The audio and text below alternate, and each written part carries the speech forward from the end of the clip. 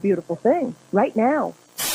Rise and shine, it's a beautiful day. I am alright.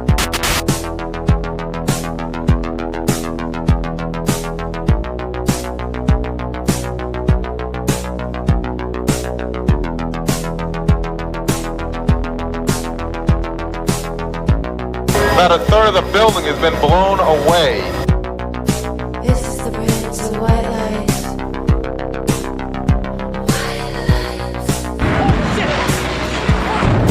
Our very freedom came under attack in a series of deliberate and deadly terrorist acts.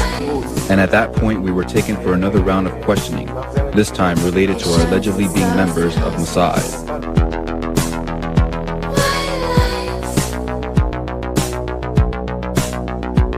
Crazy evil.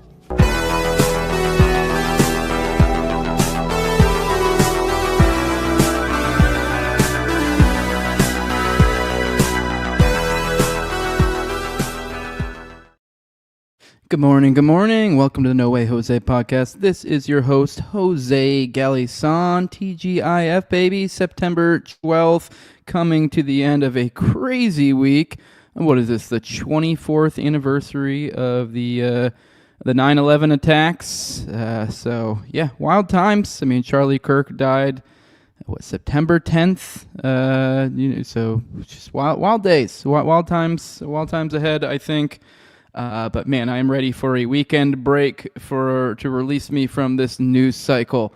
But you know, I have it's September 12th. It's an okay morning here. It was nice enough. A little bit overcast. I got my workout in. Haven't got a run in. I'll get that in later. But you know, got a little bit of productive morning. Got breakfast in so far. Got a little more to snack on in the show. Maybe during some of the videos. Drinking my coffee with you guys, ready to have my morning dump. I hope you guys have done something productive as well today. If not, we're about to do it together. We are going to make sense of the world. And yeah, I see you guys in the chat already saying we caught the shooter. Yeah, that's the McVeigh all over again, it seems. Although obviously it's super early. I don't know. I mean, everything it could be. I mean, I have my doubts. It's part of the reason why I'm a little bit starting late today is because there's very breaking news. So we have a lot of, but we'll get through all that in good time. We have plenty to go through. I mean, it's pretty much probably going to be almost wall-to-wall Kirk stuff today. Let's be real. Kind of covering some of the news today, also kind of reattacking some of the stuff we went over yesterday, because there were some questions out there that were like, that now we kind of have the debunks out there, and then also the vice versa of some things you're like, we may have not given much credence to, and we're like, okay, maybe there's something to that now. But you know, time gives most things clarity. I can't stress enough, though. I almost feel just want to clarify with the nature of this show. Just a reminder, if you're not aware of what the shtick is with this show, with the Morning Dump, you know, which is a subsidiary of my overall No Way Jose podcast, this is my Monday through Friday morning show. This is literally an info dump. This is the purpose of it. This is mostly just to keep me honest, keep me covering stuff. It's that way, like reading articles, this, that. So I'm doing it with you guys, but this is very on the ground. It's a dump. I mean, it's not always news cycle stuff on the show, but very much it is. So point being, this is all very on the ground information. So take everything with a huge grain of salt, and you know, bear in mind, most of this stuff that we're picking through is like, these are things I'm finding on the fly online and stuff. So like, you know, don't always take everything with like a crazy certitude. So just a reminder before we go into all this, and some of the stuff we go through today will kind of prove that out. Like even stuff from yesterday, we have, like I alluded to just now, we have either, you know, stuff that gives more credence to just some of those, you know, what may have been seemingly schizo points yesterday, and then vice versa. Some of those schizo things actually do seem even more schizo today, and you're like, okay, maybe you were just being nuts. So, but with that, let's go ahead and get into do a little icebreaker today. We're falling back into our normal format as usual. We're gonna start off with I was gonna do this yesterday, but I want to remind everyone, with all this going on, the evil that we face. I put even in the title of today's show, the last topic, President StillAPedo, because we'll cover a little bit of that, although it's going to be probably like 90% Kirk stuff. We got a little bit of Epstein updates. But I just wanted to remind you guys, take a little bit of a, go down memory lane, I guess, for those who even remember this. This was, kind of, I'm 34, so I was born in 91. So it's like this is, I don't even know when this Silsby story we're about to go into happened. I'm assuming 90s roughly, so I don't hardly remember this. But this is a tale as old as time. They've been doing this stuff. Clinton, who is the main antagonist here, is also in that birthday book of stuff that recently came out that almost everybody, but probably most of you guys in this audience are like, oh yeah, the birthday book. Yeah, that happened less than, I think, maybe more than 72 hours now. But maybe like less than a week, like less than 5 days. It's like within this literally like news week. And it's like already probably forgotten. But Clinton was in there. And funny enough, he actually, of the submissions, when you start digging through this book, he actually was surprisingly probably one of the more tame ones. And let me show you what one of the more tame people could be responsible for. So let's watch this video together. Any comment? No comment. Not right now. In November of 2009, a woman named Laura Silsby founded a non-profit, the New Life Children's Refuge, which described its mission as attempting to rescue orphaned and abandoned children in Haiti and Dominican Republic. 2 months later, on January 29, 2010, Silsby was arrested for attempting to traffic 33 orphaned children out of Haiti without documentation. These are some of the 33 Haitian children an American Baptist group allegedly tried to unlawfully take out of the country on Saturday. Laura Silsby says the group paid no money for the children. The mistake obviously we made is we did not understand that there was additional paperwork required. Would later learn through WikiLeaks that Hillary Clinton was sent email updates from Uma Abedin and other associates regarding Silsby's incarceration and developing legal case. This was not the first time Silsby found herself facing child trafficking charges. Silsby had been caught once before by Haitian police attempting to traffic 40 children out of the country. However, in that incident, no charges were brought against her, and she was merely turned back at the border. A week after Silsby was apprehended the second time, on February 7th, 2010, former President Bill Clinton appointed Silsby a lawyer by the name of Jorge Puello. Puello was successful in getting Silsby's charges reduced to 6 months. That's a unique headwear. I don't know. I haven't really seen those ones before. Let's go on. Getting Silsby's charges reduced to 6 months. Jorge Puello also had a colorful history with human trafficking. He was convicted of operating an international sex trafficking ring involving women and underage girls out of Central America and Haiti. Puello's wife was also arrested on the same charges. In 2011, Silsby was appointed as CFO of the software company Connexus and would later become its vice president of marketing. One of IPAW's functions is to issue Amber Alerts to the public in the event of kidnapping. The Amber Alert system was set up during Bill Clinton's presidency. In 2015, Laura Silsby married Norman Gaylor and took his last name, which is how her name now appears on the Connexus website. How does a woman who was caught multiple times attempting to traffic children internationally get promoted to the executive team of the preeminent kidnapping warning system in the country? Izette Folger, a close friend of Clinton associate James Alefantis, gave a statement in support of Silsby during her trial. Folger is the daughter. Wait, James Alefantis, isn't that guy who had something to do with didn't he have something to do with Comet Pizza? Alefantis, let me see if I can find it. I swear that's the he has something to do. James Alefantis, Comet Pink, yup.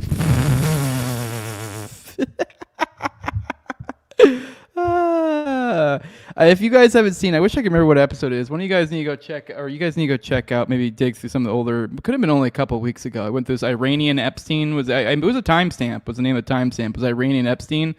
And that really does tie into some of these pizza things. Essentially, long story short, Epstein had a period of time, about 4 years, in which he was living in the Iranian embassy, and he essentially had some sort of subletting scam going on to where he was skimming off the top, and each one of these people that he was subletting out to had very dubious connections. I'll just go ahead and say it for kind of looks like, I don't know, the very Gladio network that I very much talk about, and I mean that in multiple ways. I mean, you get to see like a drug network, you get to see like I think even there's like a gun component, and then obviously the child trafficking is just kind of insinuated with Epstein. But yeah, anyways, just here's a. And the interesting thing is the guy that he was subletting to was a lawyer for Soros, lawyer for the ICC, and notably, which was, I guess, this thing that we just never really looked into much. There was a pretty big scandal. It was in the 90s, 80s. It was called they called it the pizza connection is what they called it, and that was a Sicilian mob where they were running drugs out of I believe it was heroin out of pizza shops. And I don't know if you kind of understand the hypothesis of things like Gladio, then you go, oh, okay. Especially when it's more than just drug trafficking. It's more than just. It's kind of a little bit of all of it. And then once you start putting these pieces together, you go, oh shit! It really is all just about fucking our kids, isn't it? Huh? All right, let's keep going. Of Michael Maccabee, who coaches leaders of Nuestros Pequeños Hermanos, or NPH, a large organization that runs orphanages all over the world. Folger's son, Max Maccabee, is on the board of directors of an NPH orphanage called Friends of the Orphans, which is one of the 760 orphanages operating in Haiti and happens to be the exact orphanage from which Silsby was caught trafficking children. Curiously, Max Maccabee gave an emphatic and lengthy statement of support for Comet Pizza during a contentious neighborhood commission meeting back when the Pizzagate controversy exploded. It is also worth noting here that Frank Giustra, owner of the Radcliffe Foundation, is on the board of directors for the Clinton Foundation and is a major donor to the organization. The logo of El Pita Home, a refugee center founded by the Radcliffe Foundation, happens to be almost identical in shape and color to the boy lover symbol that the FBI declassified in 2007. Scandals seem to follow the Clintons. Their ties to pedophilia don't end there. All right, cool. There's our little intro. Just a reminder that these people are demons. Let's roll through, say our good mornings, then we'll do our foreign policy roundup, and then we'll get into all the latest in the Kirk stuff. Keep in mind, you guys can tag me and stuff. I remind you guys this frequently, but hell, this might come in handy today. I mean, for all I know, while I'm doing this right now, there could be more breaking stuff. I kind of had to delay starting a little bit because they had a press conference, but I think I got some of the stuff out of that, at least some of the notable stuff. But hey, this is an interactive show, so you can't. I will tell you, so far as if you do find links or stuff, you can tag me in Twitter. But so far as like live on the show, that is kind of annoying for me to like try to hunt down notifications and look at it that way. If you're trying to do it live on the show, I mean, you can always tell me in the chat, you DM me or something. But probably one of the best ways is to go on Rumble. If you are a Rumble listener, dropping that in the live chat, I can follow the link from there. So just drop in the live chat in Rumble if you're a Rumble person. It's probably one of the best ways for live on the go type notifying me these things. If you're like, oh hey, here's breaking, follow this link. Rumble chat. YouTube's gay. It censors links, so you can't do that. But Rumble will let you do that, so it's helpful for the purposes of the show. So just letting you know. Also, just a reminder, I'm pretty sure YouTube's getting ready to wrap up that deal, or starting it, or I don't know where they're at in the process of tens of millions of dollars propaganda deal for Israel. So and Google owns YouTube, so just saying, go to Rumble. But anyways, let's go say our good mornings. Good morning, King David. He says, hit the like button. Yes, that's right, people. Hit that like button. Help me out. Help a brother out. Takes zero effort. Hit that sucker. Whether you're on Rumble or YouTube, or even if you're on any of the audio podcatchers or Twitter or whatever little thingy you can do, there's always something. Good morning, Tom33. Good morning, Chekoho. Good morning, Kimberly there. Says, love the intro. I do too. Thank you. Big thanks to Lainey. I miss that lady boy. Good morning, Mike Mortal. He says, I never want to go on Twitter again for the next few days. Yeah, I'm ready for the weekend. I'm ready. I got a lot of soccer with the kiddo this weekend, so I'm looking forward to it. Good morning, Real John Doe. Good morning, William Miller. He said, what gay and lame shenanigans will the government subject us to today? I'm glad that y'all in the same shitbowl. Dumplings unite. I like how we're creating our own little euphemisms here. Good morning, everybody. Good morning, Junkie Jeff. Junkie Jeff saying, y'all Americans are fucked. Yeah, I think, I remember, aren't you from Canada or some shit? Good morning, Phil McCracken. Shooter's dad was in law enforcement. Yes, we will get to that. Good morning, No Hablo. Good morning, Jake Moore. He said his mom passed away 5 years ago. We play golf for her birthday every year this weekend. Took off early to be with my girlfriend. Take time to choose joy in your life. 100%. Take time to spend time with your family. That is the important things. You should work to live, not live to work.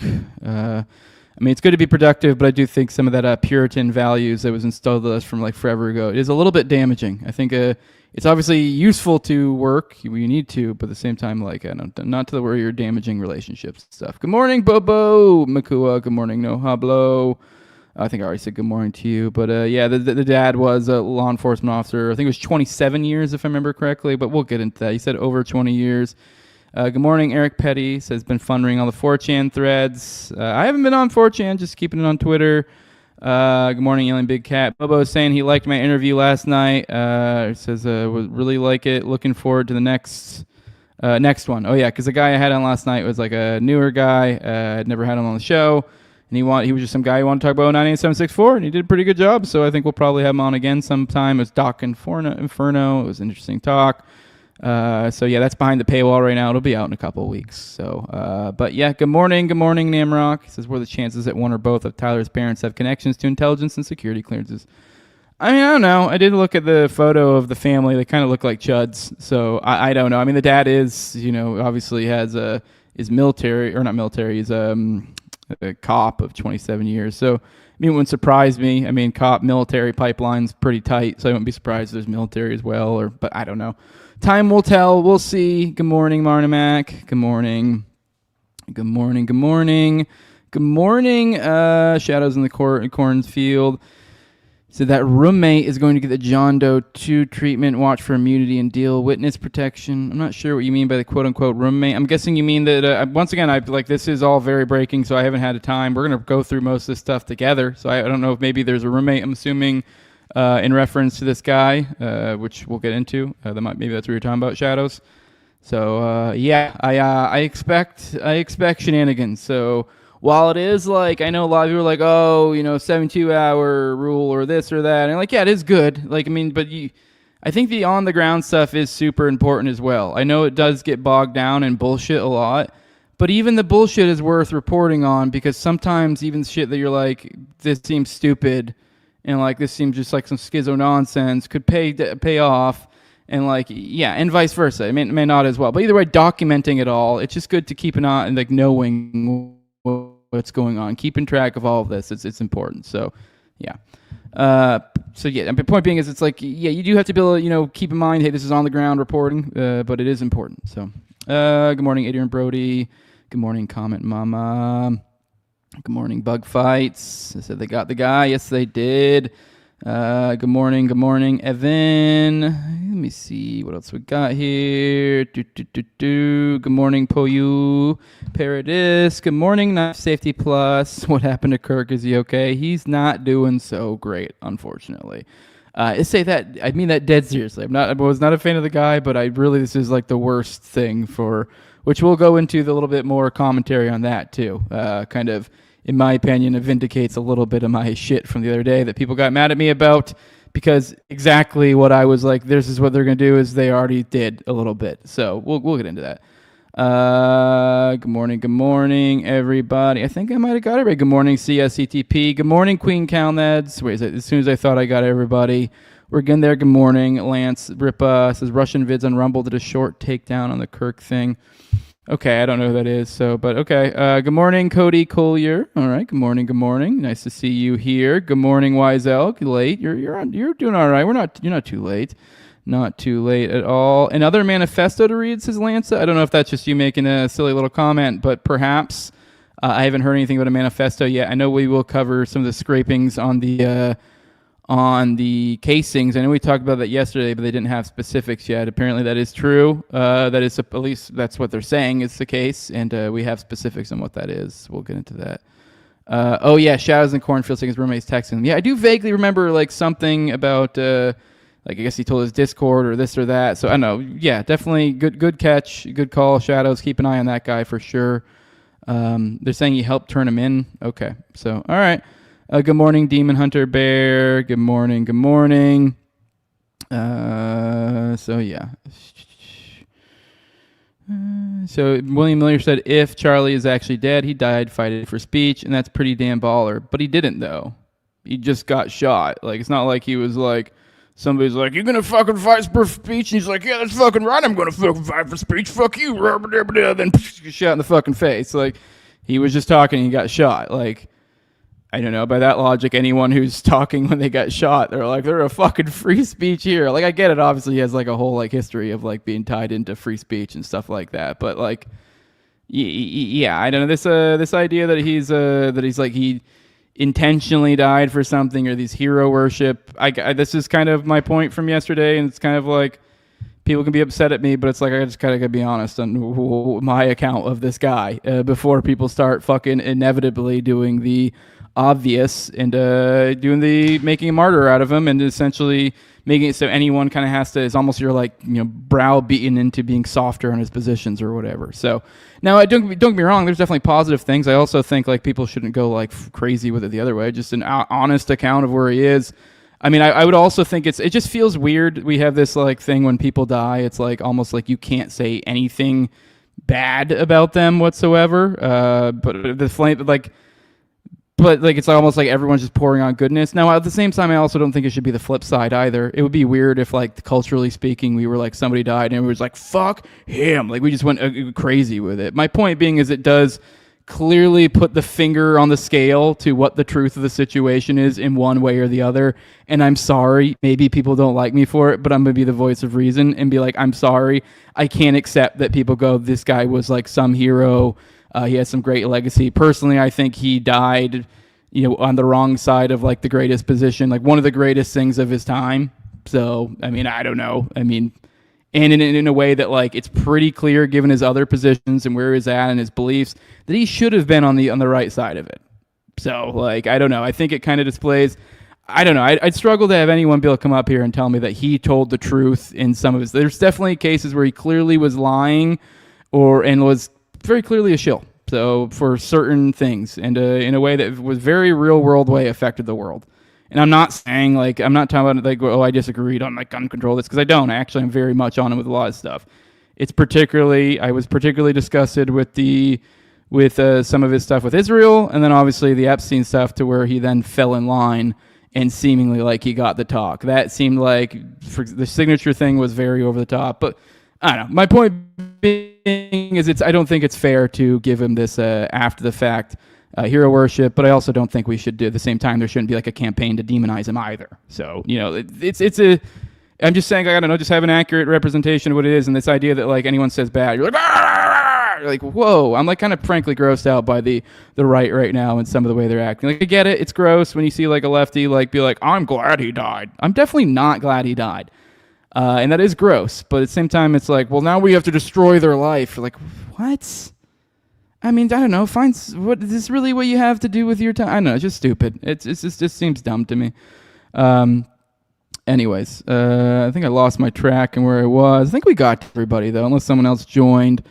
So yeah.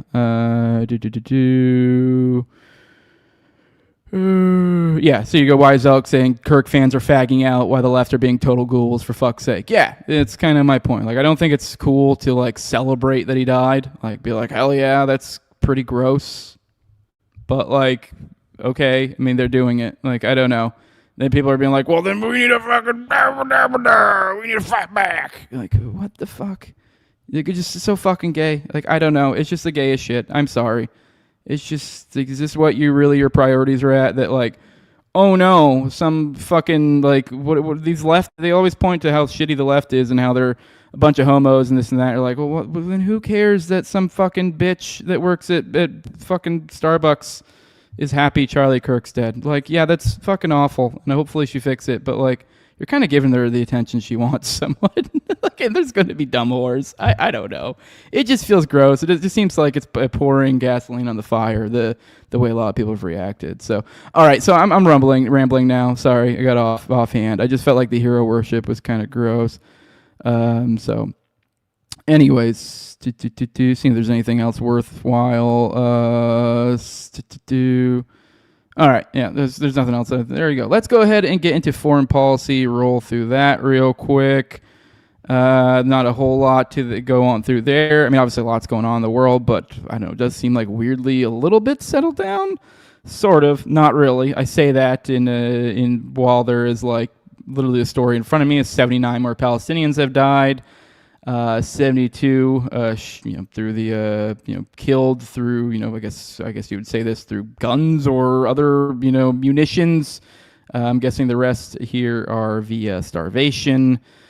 7 people, including 1 child, dying of malnutrition. So that's where we're going on with that.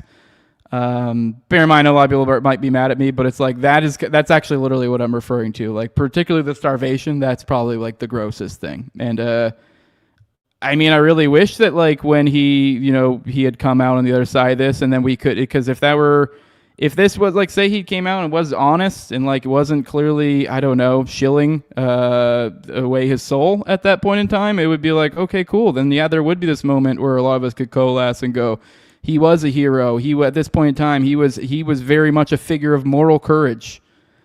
If anyone's trying to tell me Charlie Kirk is some figure of moral courage, grow up. I mean, like, I don't know. I mean, yeah, it's awful he died, but like this is like hero worship, that he was like some amazing, he did a lot of like political work. That's really cool. I mean, he was like he was a moderate. He was generally moderate, although he did seemingly for some things, I guess he was willing to sell his soul a little bit for. But generally speaking, I did agree with him. But there's certain things you're like, dude, that's something's going on there, and I know you know better. And this was one of them particularly. So we got this going on. Also, we got Netanyahu signing off on a major West Bank settlement expansion, saying there will be no Palestinian state. So just to kind of add to that, I mean, that is the current the situation of the West Bank. I don't think we covered this, but in the aftermath, I just want to let you guys know, in the aftermath of the...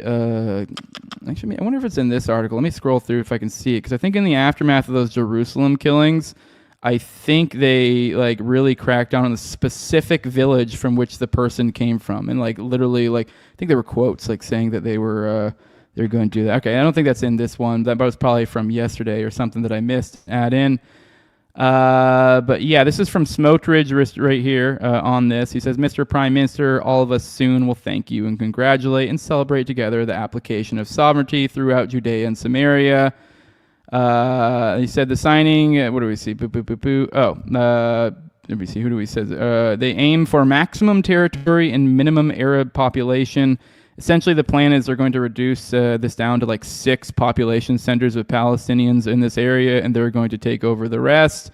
Essentially, annexing 82% of the West Bank is the plan as of right now. So it's not that crazy. We could see the West Bank being in a similar situation to Gaza, and it's funny for all these people who make this a religious matter that this is literally the Holy Land. So yeah, these are the descendants of the people that lived amongst Jesus at the time he lived there. So wild stuff. Then we got some more information, I guess, have come out on this Venezuelan boat attack.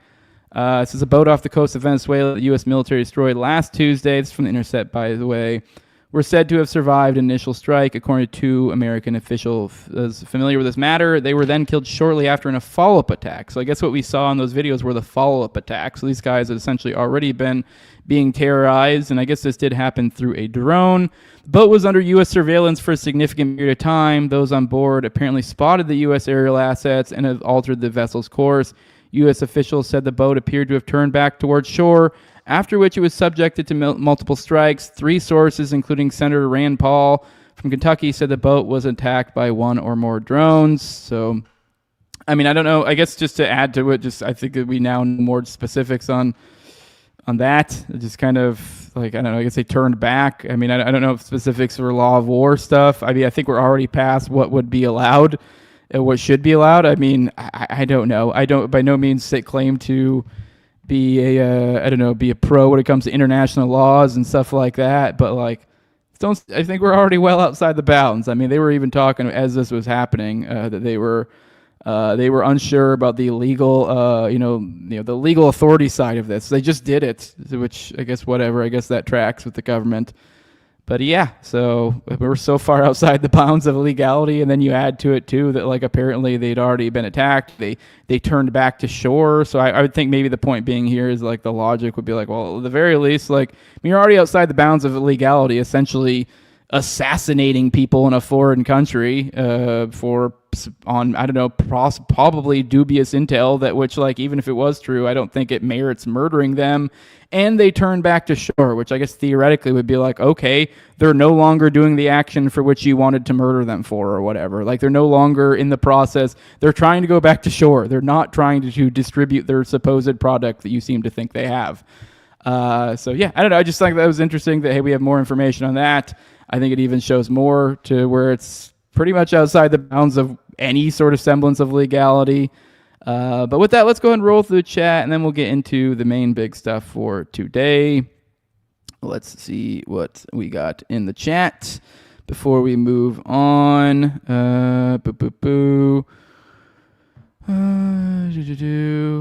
Chow's in the cornfield says Kirk's family better get ready for the MLK treatment. They know who killed him, and it was not James Earl Ray. Okay, I haven't gotten too much into MLK, so I need to dig into that one these days. Let me see. Yeah, Bug Fight says a vet in my city has been destroyed for a Facebook post.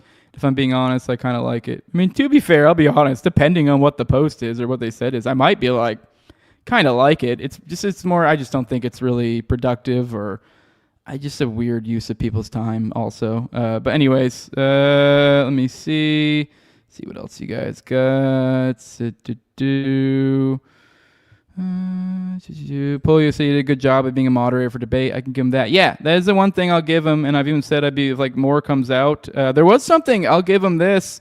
That if I guess Tucker Carlson, probably should find this maybe covered on Monday or something. I guess he put out some comments recently, and he just kind of flippantly said in it that like, yeah, I guess Charlie supposedly went to go talk to Trump during the whole Iran stuff to I guess supposedly talk him down. And you're like, what?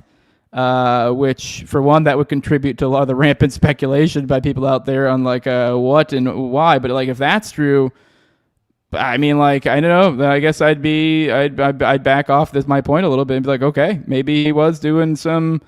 Maybe he was turning over a new leaf. Maybe he was something. I mean, I don't know. So if that's something at the very least, I mean, there's still a lot of other shit, but I mean, that's something. And I don't know. That could. I don't know. I guess we don't know anything yet now, but I'm just saying, looking at this in retrospect, you're like, if he did that action, like maybe he didn't know what that could mean. I mean, there was that thing from Harrison Smith where they said, where he said that he thought Israel might kill him if he turned against him. And now if you add into it that Iran thing, you're like, I mean, maybe that was something said to him after the Iran thing. And so it's like, I don't know. I mean, obviously we have no idea what's going on. We haven't even dug into the suspect in custody right now. So it's just a bizarre, just wild world. I mean, once again, like if more comes out, I'll apologize and I'll jump on the hero train. But the problem is that even then at that point, I'd be jumping on the hero train of the hero that has now been revealed to be, you know what I mean? Like as opposed to not before. Like if we start to find out there's like significant actions he took, to a ridiculous degree, like, okay, all right, there's something there. But then now we're dealing with a different thing. Now I'm rallying behind a martyr for like something I actually kind of believe in. So yeah. Whereas, like I said, I think he was, I'm like, we're already going to get into today. There's this story where literally fucking they already made like a 6-minute montage on Fox News of his beliefs in regard to Israel. Like they're already trying to do that. So it's like, so then that's kind of the idea of why you need to have an honest, accurate, or especially for commentators, people like do like I do. Like I kind of think you're somewhat almost obligated not to fall in this faggoty little like, oh no, like it is awful. Like, but to some extent, it's like it does cloud your judgment a little bit. I think so because you do find yourself being a little bit more biased in their direction, which I totally get. Now you do also have to guard yourself against going the other way as well. But anyways, yeah. Interesting times. Let's keep going. What else we got in the chats? Let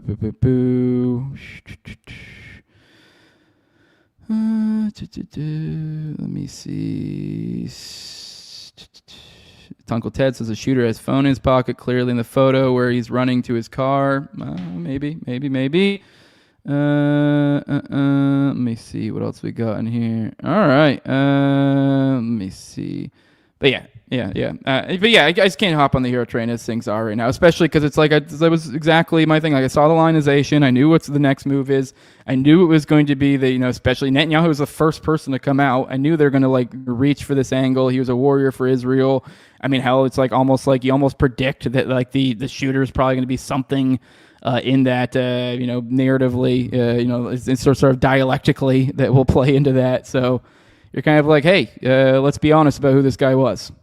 He was a shill. That's what he was. He's a shill. I mean, like, maybe he was a shill moving in the right direction, and maybe he was actually trying to do something right. But like, at least publicly, that's what we have right now. So that is the current personification that is out there in the world, which is trying to be made a martyr of. And I can't be on that. I just can't. So I could say it's awful. I say, I don't accept political violence. But like, if we're trying to, in any way do the whole like, oh, this, that, he's a hero. Oh, he died for this. No, he didn't.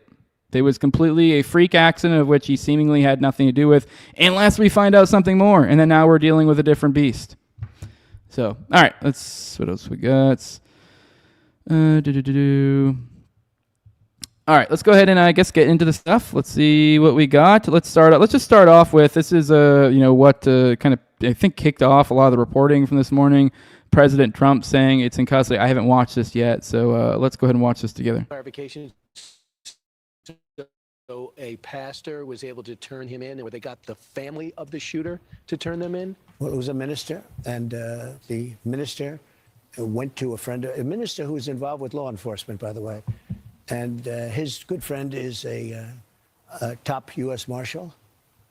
And they took it from there. And then it was a father got involved, namely his father, and said, we got to go in. And they, so I understand it. And again, subject to change. But, the facts are the facts. We have the person that we think is the person we're looking for.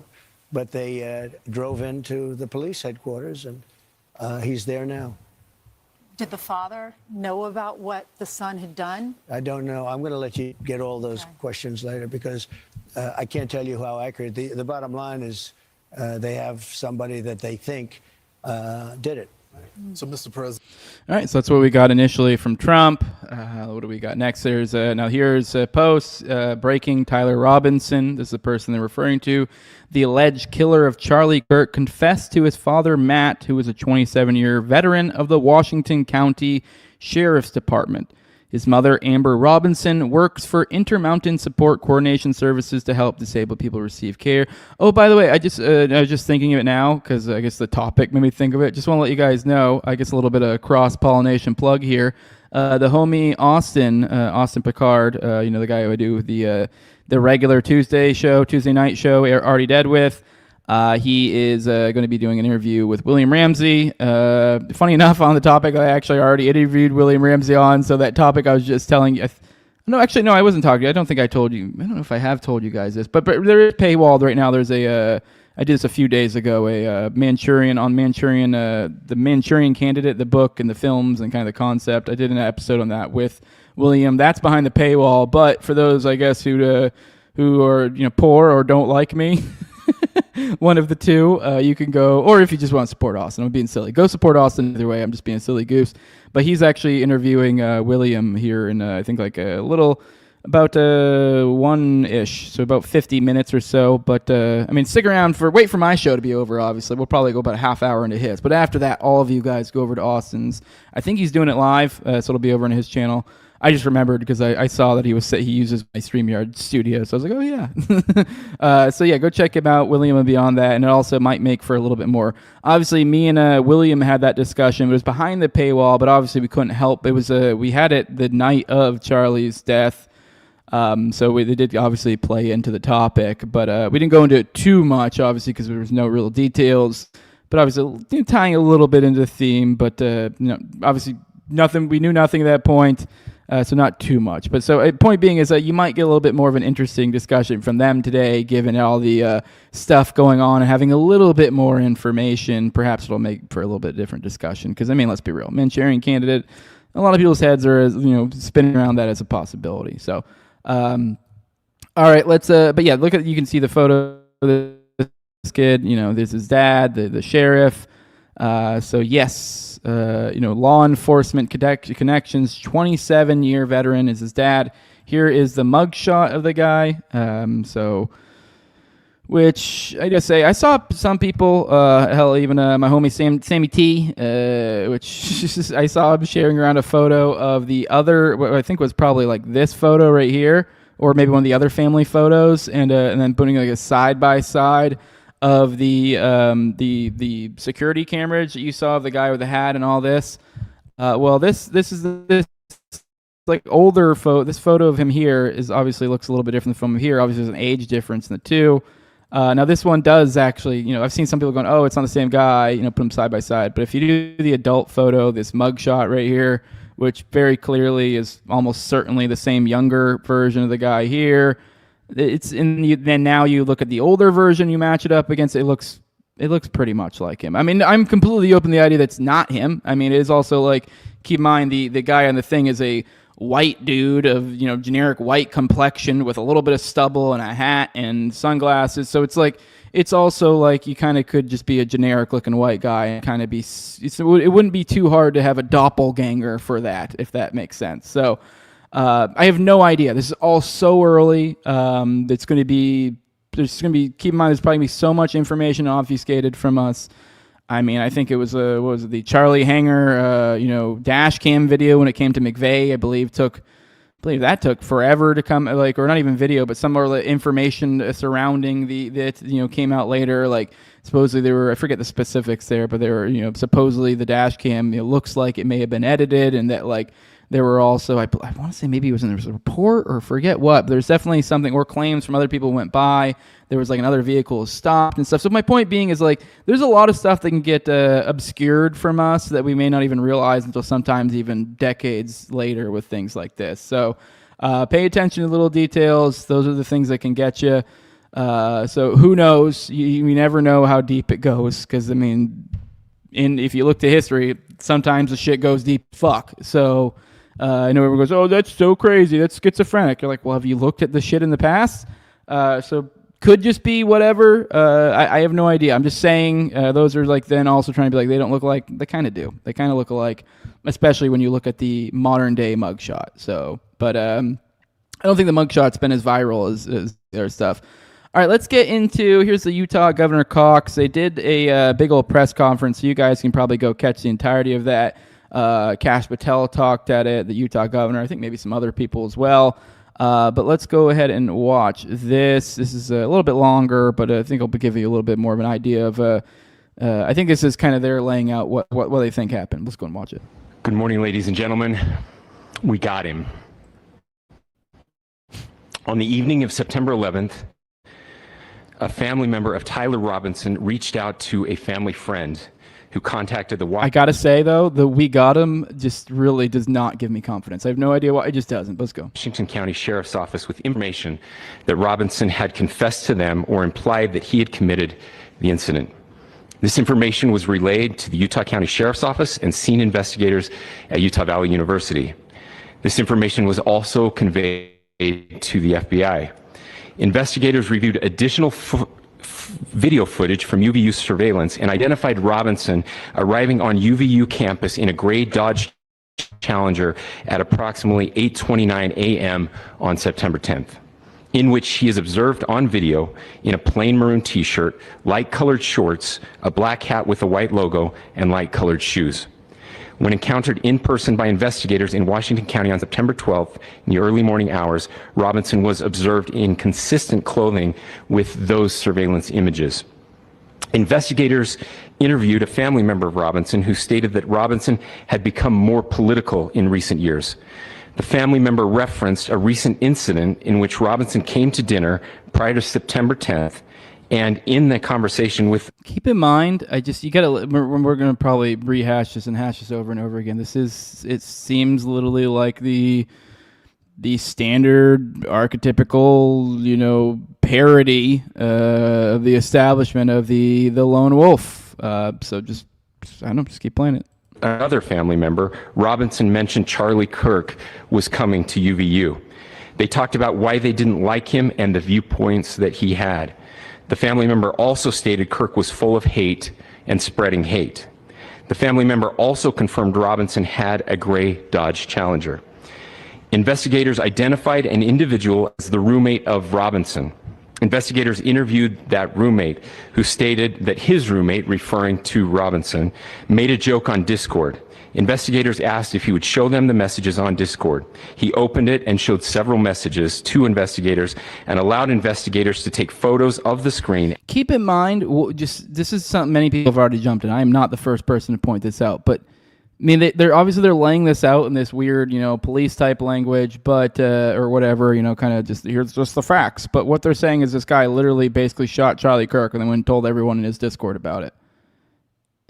And then we're somehow to believe it took, what are we at, like 36? I think I heard 33 somewhere. Holy shit, no way. Please tell me it's not 33 hours. I just now dawned on me. I swear I heard somewhere somebody say 33 hours that man, damn it, that's wild. How did I not even put that together now? But I definitely saw, I swear I saw that. Somebody, chat, let me know. Was it 33 hours? That would be pretty nuts if it was 33 hours.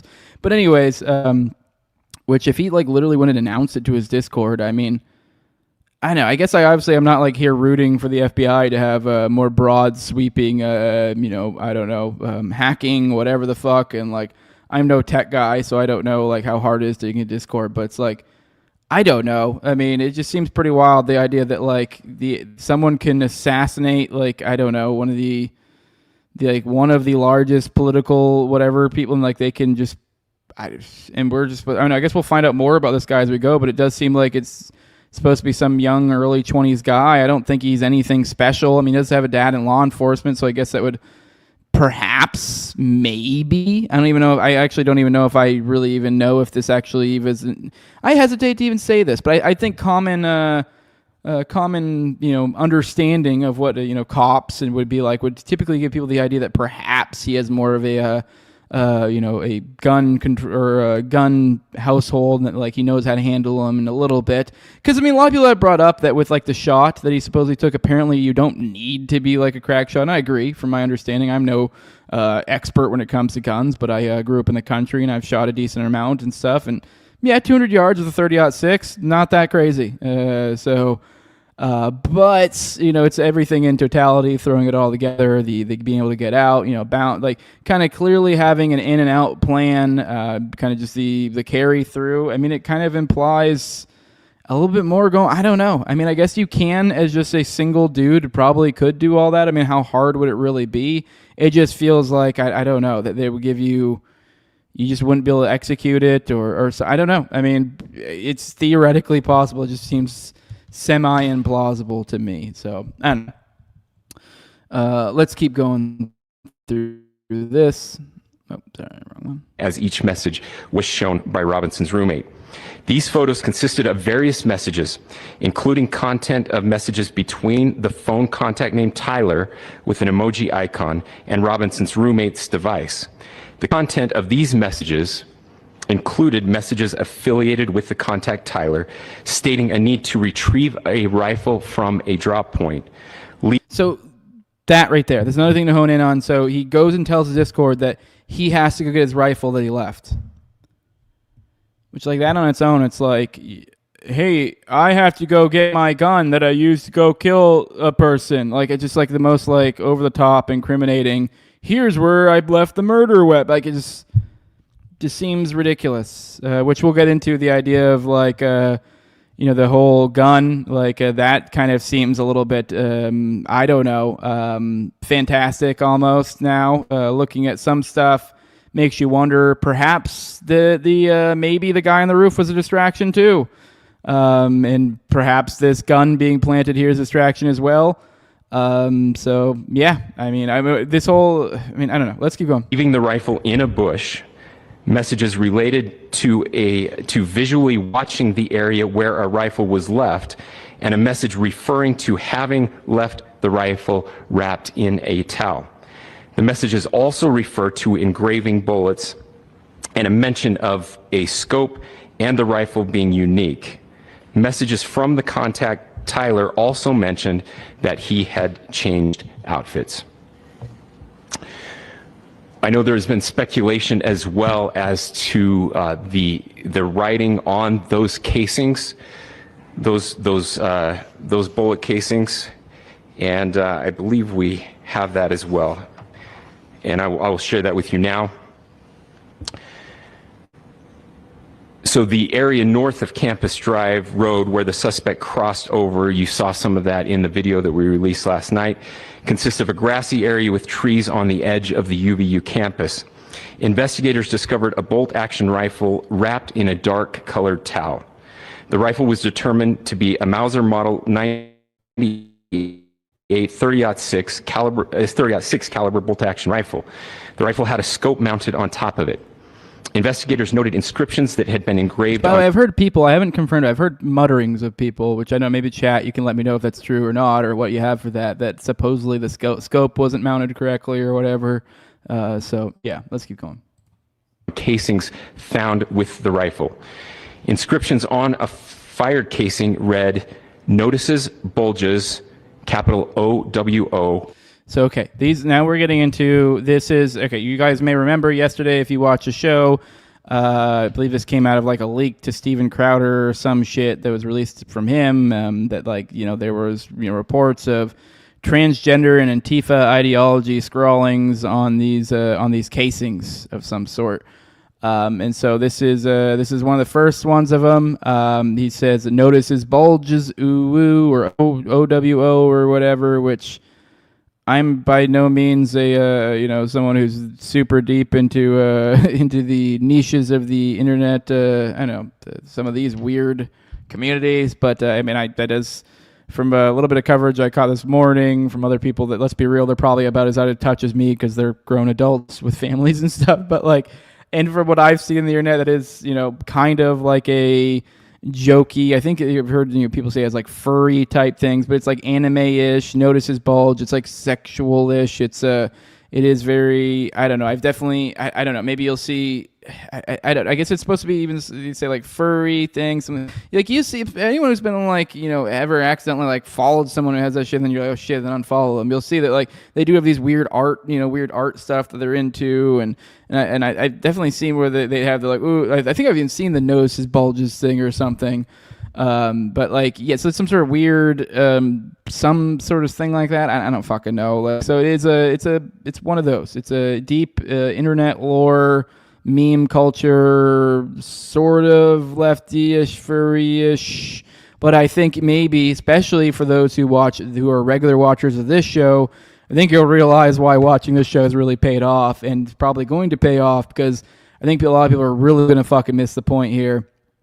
And it's, I don't think it's I guess it just feels weird. It's such a damn coincidence that just last night at that 09A764 episode, not that I'm saying I know for certain it's this or anything like that, but you're getting what I'm getting at. The sort of messages that are left are they fit the exact same sort of profile of those sort of things. But let's keep going. What's this question mark? Inscriptions on the 3 unfired casings read. So that was the fired casing, was the weird furry sexual joke or whatever. "Hey fascist, exclamation point, catch, exclamation point." So then they have another one said, "Hey fascist, catch."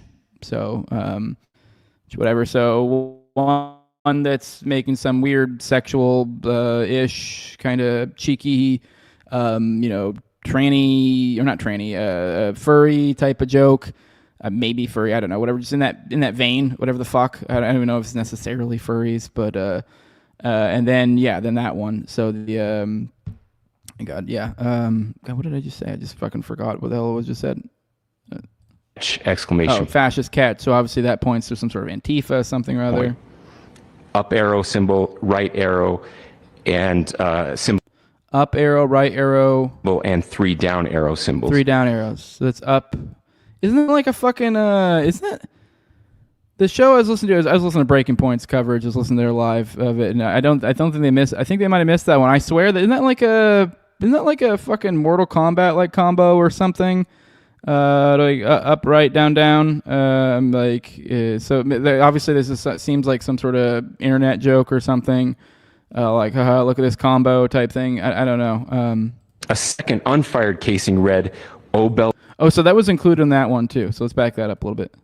A second unfired casing read, "Oh, Bella Ciao." Oh, never mind. I accidentally didn't go back far enough. But so the fascists catch this, and then it's up, right, down, down. So okay. So catch this. Is that not like, maybe that's like the fireball? Isn't that like the or whatever, like the little you shoot a fireball thing? Is that the up, right, down, down? I guess that would track so far as like trying to make sense of the joke. But anyway, then Bella Ciao, which I don't know enough about Bella Ciao. Bella Ciao, Bella Ciao, Ciao Ciao. Bella Ciao, Bella Ciao, Ciao Ciao. Which isn't like ciao, isn't that like bye in French? So I don't really have any commentary for that one. I'm assuming it has some deeper meaning I'm missing. And a third unfired casing read, "If you read this, you are gay, LMAO." Okay, I know it's awful, but I can't help but laugh at that. So then the last one, if you laugh at this, you're gay, LMFAO. So yeah, let's keep going. We are indebted to law enforcement across the state who's worked seamlessly together. All right, and then he gives his thanks. Okay, well, I guess this makes sense to just talk about the... maybe I'll skim through to make sure there's nothing left in these 45 seconds here. But now I'd say the last one I think probably gave it away a little bit. Perhaps I'm wrong, because it does the first few. I mean, I don't really know the Bella Ciao, so I guess that one perhaps could too as well. But if it wasn't for the that last one, then I think you could maybe almost like sell it off as like, oh, this is just lefty shit. But if you read this, you're gay. It's like, let's be real. We know the lefties are hypersensitive about that shit. I don't think they're going to make those sort of jokes unless they're more in the vein of the 09A764, which I don't think it's fair. Like, this is what a lot of people have been, attributing to left wing or calling left wing violence. And the funny thing is, then a lot of the leftoids will refer to as like right wing violence because they borrow things from both sides. I mean, I guess if you want to classify them left and right, then you need to be very specific in what you're talking about, because the left right paradigm's been broken for a long time. Like, what do you mean by that? Because what most people usually tend to mean is just like aesthetics. So if you're doing that with 09A764, they're all over the fucking map. So yeah, I mean, this is why, like, when you get into these stupid fucking binary looking for somebody to blame, it kind of just becomes a perfect little political football. Other local law enforcement, state law enforcement, and our federal partners with the Federal Bureau of Investigation. We're grateful for everyone who worked together in such a short amount of time to find this person and to bring justice.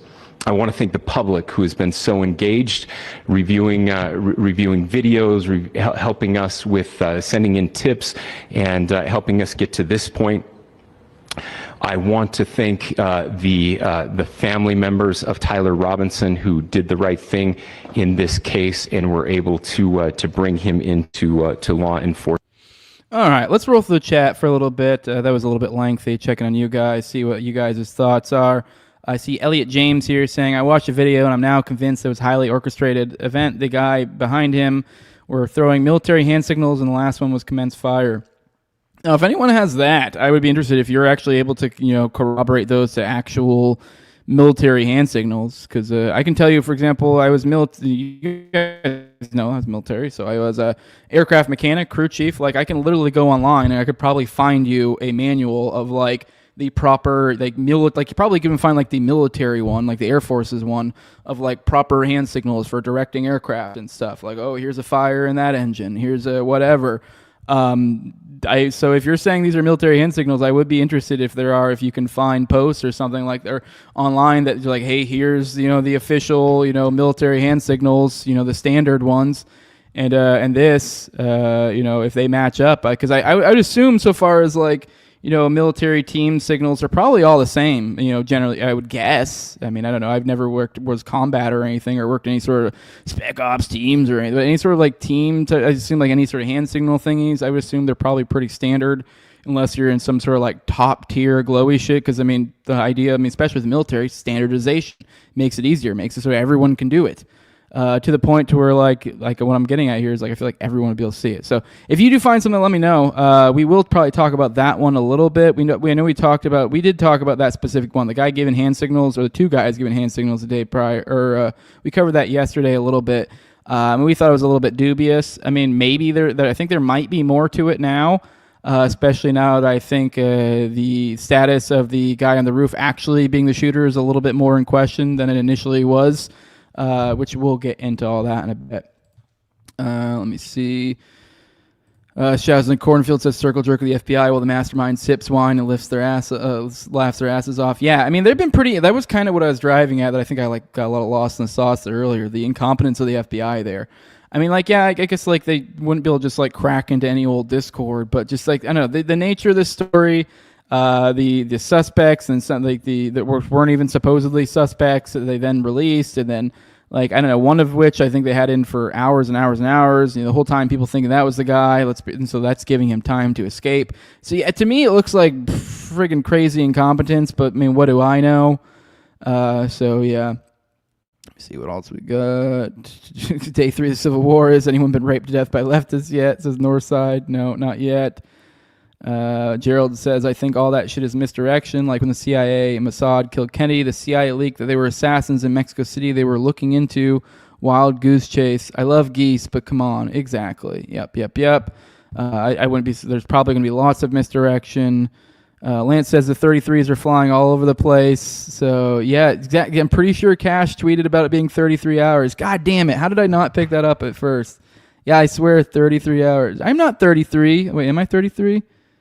No, I'm 34. So, no, Gerald. I have escaped the occult. I got out of their grasp. Or did I? Okay, let me see. Feds are saying he's guilty of contaminating the minds of the future jury. Should be illegal to say that shit.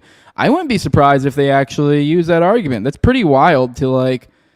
I mean, I don't know. I mean, I feel like I don't recall this being the way in the past that they would even like. They usually even still would like hedge. I don't know. Maybe if I went looking back like old McVeigh things, I can't recall the way they worded things. If they would say it with this level of certitude, the level of certitude of like everyone involved is pretty crazy. So. Let me see. What else? You guys arguing in the chat again? I don't even know what you're arguing about. Crowder says the family seems pretty traditional Republican, so maybe grew up shooting. I did see a photo of him like when he was younger, of where he was like dressed up as one of those weird. He did the Halloween costume where you're like looks like you're on someone's shoulder, but you really have like them below it. So it's like him riding Trump. So yeah, I guess they were. So yeah, Demon Hunter Barrison odds this guy was just a patsy and the actual assassin's back at home in Israel, but we'll see exactly. That's kind of where I am at. Let's see what else there is here. Oh yeah, isn't Utah like a huge Mormon state too? I didn't even think about that. Yeah, because I saw the Mormon people talking about Mormon stuff. I'm like, why is everyone talking about Mormons? And now I just pieced it together just now as I'm saying it. House's cornfield scribbling juvenile political bullshit on bullets is all the rage now. Yeah, exactly. Pay attention to that. It's all too easy. It's just bait for the idiots. So as these fucking retards go on about it's a Reichstag moment and we gotta make the left pay. We gotta make them pay. They need to pay. They sound like the left from like fucking 10 years ago. Like shut the fuck up. It's just such whiny bullshit. Like, I don't know. I get it. Like, actually, I don't. Like, just fucking, I don't know. Whatever. The Bello Chow writing is supposedly related to Antifa, I heard. Okay. 200 yards with no scope is tough. No. With a 30-06, I don't know. With good iron sights, I think you'd be all right. Like, I imagine 200 yards from here. With 30-06, yeah, it's a hunting rifle. Like, you can get off. I mean, I don't remember, like, a Mauser offhand what the setup of this that is, what their iron sights, if they're decent or... I don't know. We got some gun guys in the chat. You guys chime in, but yeah, I don't think 200 yards of scope is like. I mean, like it's not like I wouldn't say it's like easy, but the idea that like it'd be particularly hard. or anything, out of the ordinary. I mean, it does, I think it denotes like familiarity with guns at the very least. So, Mortal saying, he did have a scope too, but yeah, that's right. I don't know how I missed that. Yeah, supposedly the Mauser had a scope on it. So, yeah. Now Uncle Ted saying I've shot a lot of deer rifles. I've heard the video that had a silencer in it. But I don't know. I don't want to listen to that video again. But now that I think back, it wasn't that loud. But I don't know. I guess it's kind of hard when you're dealing with. I don't know what kind of audio like those things pick up. So I don't know if it'd be messed up. Namrock saying he DM'd the link to Cash saying 33 hours on Twitter. Jesus Christ! You got, of course. Let me see. I'll bring it up right now just to prove it. Just to prove it. 33 hours. We have one of the biggest deep events of our life. And here we go. Right here. Kash Patel confirmed that Charlie Kirkstats was taken in custody in exactly 33 hours. He described his arrest as occurring in an historic time frame. Just last night. So does this number always appear? So here is his very words. And just last night, the suspect was taken into custody at 10 p.m. local time. In less than 36 hours, 33 to be precise, thanks to the full weight of the federal government and leading out with the partners here in the state of Utah and Governor Cox, the suspect was apprehended. All right.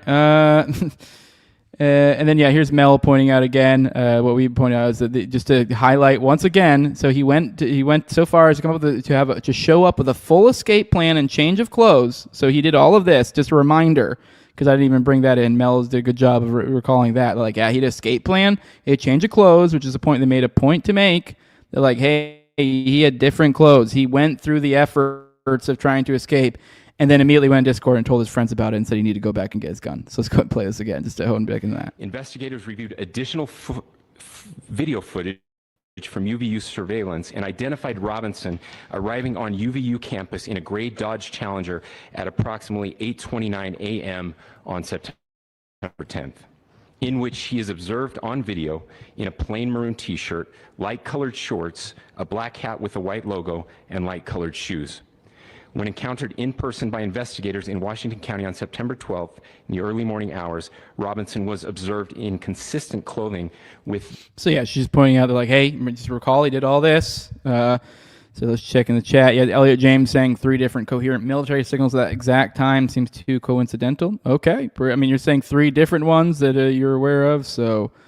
Daniel Boone saying no gun when he ran across the roof and jumped off, and you can't disassemble a Mauser bolt action in 2 seconds. Yeah, I mean, bolt actions aren't really made to be simple to, disassemble so far as like a breakdown type thing, like maybe take apart some of the components, but not in like because the idea is like a lot of guns nowadays are made to have like takedown pins and stuff where they can kind of fold in half or whatever to where you can fit them in backpacks. Something like a Mauser. I mean, I'm not like super familiar with Mauser. Let's look up Mauser 30-06 actually. Let's just look it up. I mean, I have these capabilities. Why not? 30-06. So let's see just kind of what that looks like. So this is kind of your standard hunting rifle. This is what it is. So keep that in mind too before people start freaking out about scary, all the gun control stuff. This is literally a hunting rifle. You can see an idea. You can see literally most of them are like, I don't remember if we've actually, I don't know if we've seen a photo of the gun yet, or if they said if it was a full wood body. But even when you see ones that have like different, plastic or whatever, like, I mean, this isn't something that breaks down. Like it just doesn't even, like you can break it apart to clean it, but like so far as like breaking it down for transportation purposes, that's not a thing. Like that you get a sling and you throw that fucker over your shoulder. Like that's what you do. And he's pointing to the guy ran across, jumped down the roof, which we will do that, or we will look at that in a little bit. So yeah. Mike Mortal saying, I think those dudes are just rubbing their noses. Why would they stand anywhere near a target that's being shot at with a 30-06? You are correct, Mike, but that was my point. And kind of some of this other new stuff that's come out that's showing that perhaps even the person on the top of the building may have been some sort of distraction tactic as well. And so now that's the case, then now you're dealing with different angles. You're dealing with a different thing as opposed to I mean, like you may be dealing with somebody much closer shooting at him, so it's like now you're dealing at or from a slightly different angle or something, to where now those people there giving these supposed hand signals aren't in as much harm's way as they were as were previously thought to be the case. So I don't know. Let's keep going. Street Fighter codes is Ellie and James. Is that Street Fighter code? Okay. Konami code up, up, down, down, left, right, BA, start. Okay, that's not right. Okay. Fireball is down, forward punch, says Elliot James. And then I guess Chow Chow is a reference to an old Antifa song. Italian Antifa songs is North Side. Okay. All right, up, right, down, down, down is from Helldivers for calling in a large bomb strike. What is Helldivers? I think I heard someone. I think I saw that somewhere. Someone say Helldivers. What is Helldivers? Okay, it's a video game. So it's some sort of online video game. It seems like it's a top-down shooter video game developed by Arrowhead Game Studios and published by Sony Computer Entertainment. It's PS3, PS4, and PlayStation Vita. So some shooter game, and that's how you call in an airstrike. Okay, I guess that makes sense for given the situation. Wise Elk says 200 yards with a 30-06 is like 25 with a 22. Not hard. Yeah, I mean that's exactly so. I wonder if he'll choose a firing squad. It is Utah. Jose is gay. Maybe he's a shooter. Maybe. All right. Let me see if there's anything else worthwhile going through here before we keep moving on. Because I know a lot of you guys might have stuff to pop into. And then also Tom saying, why would you need a signal right next to the target? I mean, I don't know. I mean, maybe it's just a year. Now is the right moment, whatever. I mean, I have no idea. I mean, one thing people have honed in a lot is the wording. So, like, I don't know, maybe someone was in a position to where their, hearing was obscured, or they're focused on this, so they're literally just waiting for the, the signal. I have no idea. There's a million different reasons why. I mean, I don't think it's actually that retarded, particularly. But yeah, I mean, I don't know. There could be other reasons that we can't imagine. So. Because I mean, a lot of this is, I think there could be something to the timing of this. I mean, hell, I wouldn't even be surprised if the intention was to hit him there. Because like now, if we're dealing with something that's not a 200-yard shot, then like it is actually closer. Like we could be dealing with like they literally did mean to hit him in the neck and to create this gruesome everything. So, yeah. Many MAGA lunatics suddenly found out that extrajudicial killings is bad. Exactly. Disproportionate amount of Mormons in the FBI and CIA, says Namrock. Yup. Elliot James says, I looked up the sniper hand signals. It's different than touching your hat. You hold your hand up almost like this on maybe your eye. So that one's not correct. Okay, so he says you got to do some sort of hand signal. Okay, so then it's fun. It's not as solid. So yeah.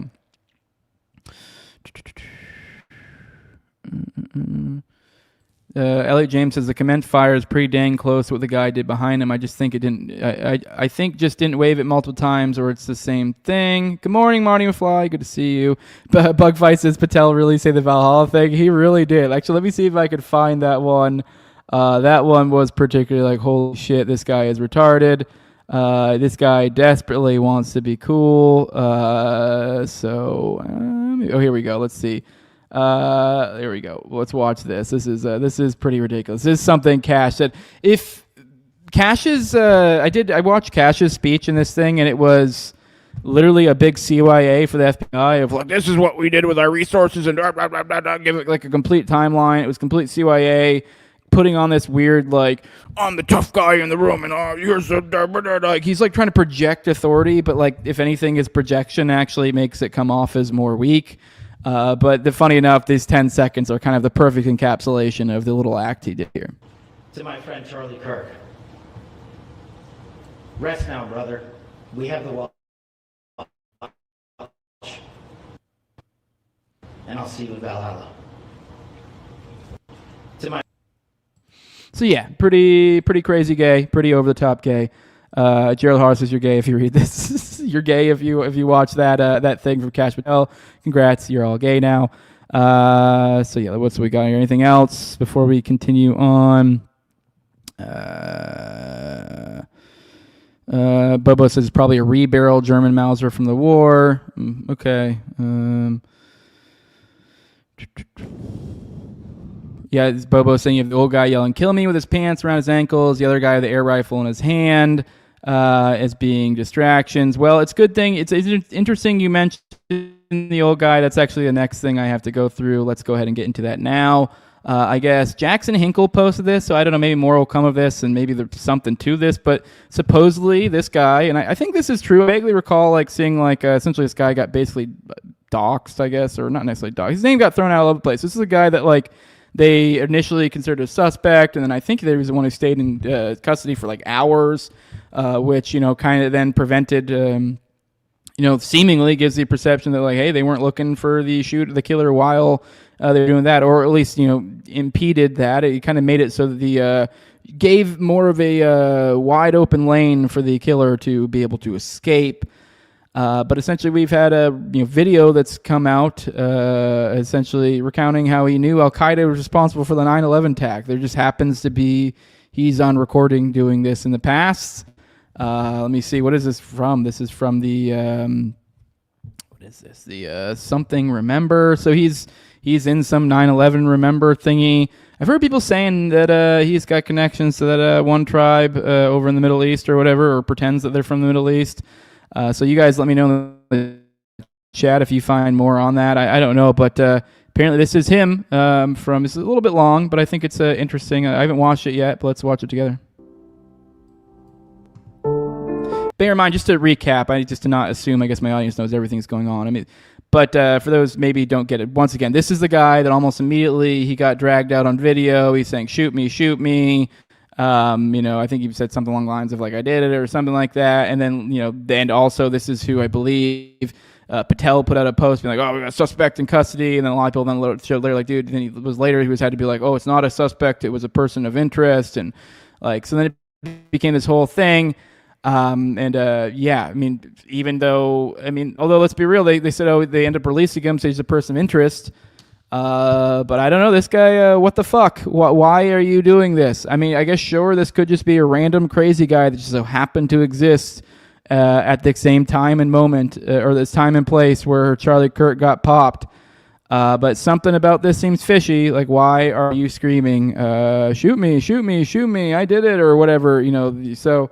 you know, kind of catching the attention of everyone. But let's go and watch this.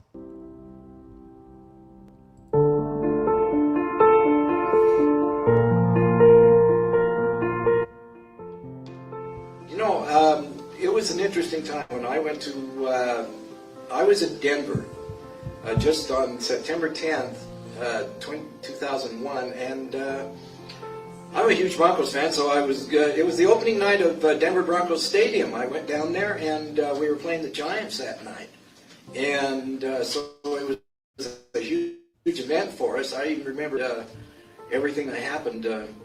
We opened the stadium on September 10th, 2001, and so you know I was. We won the Giants, which was good.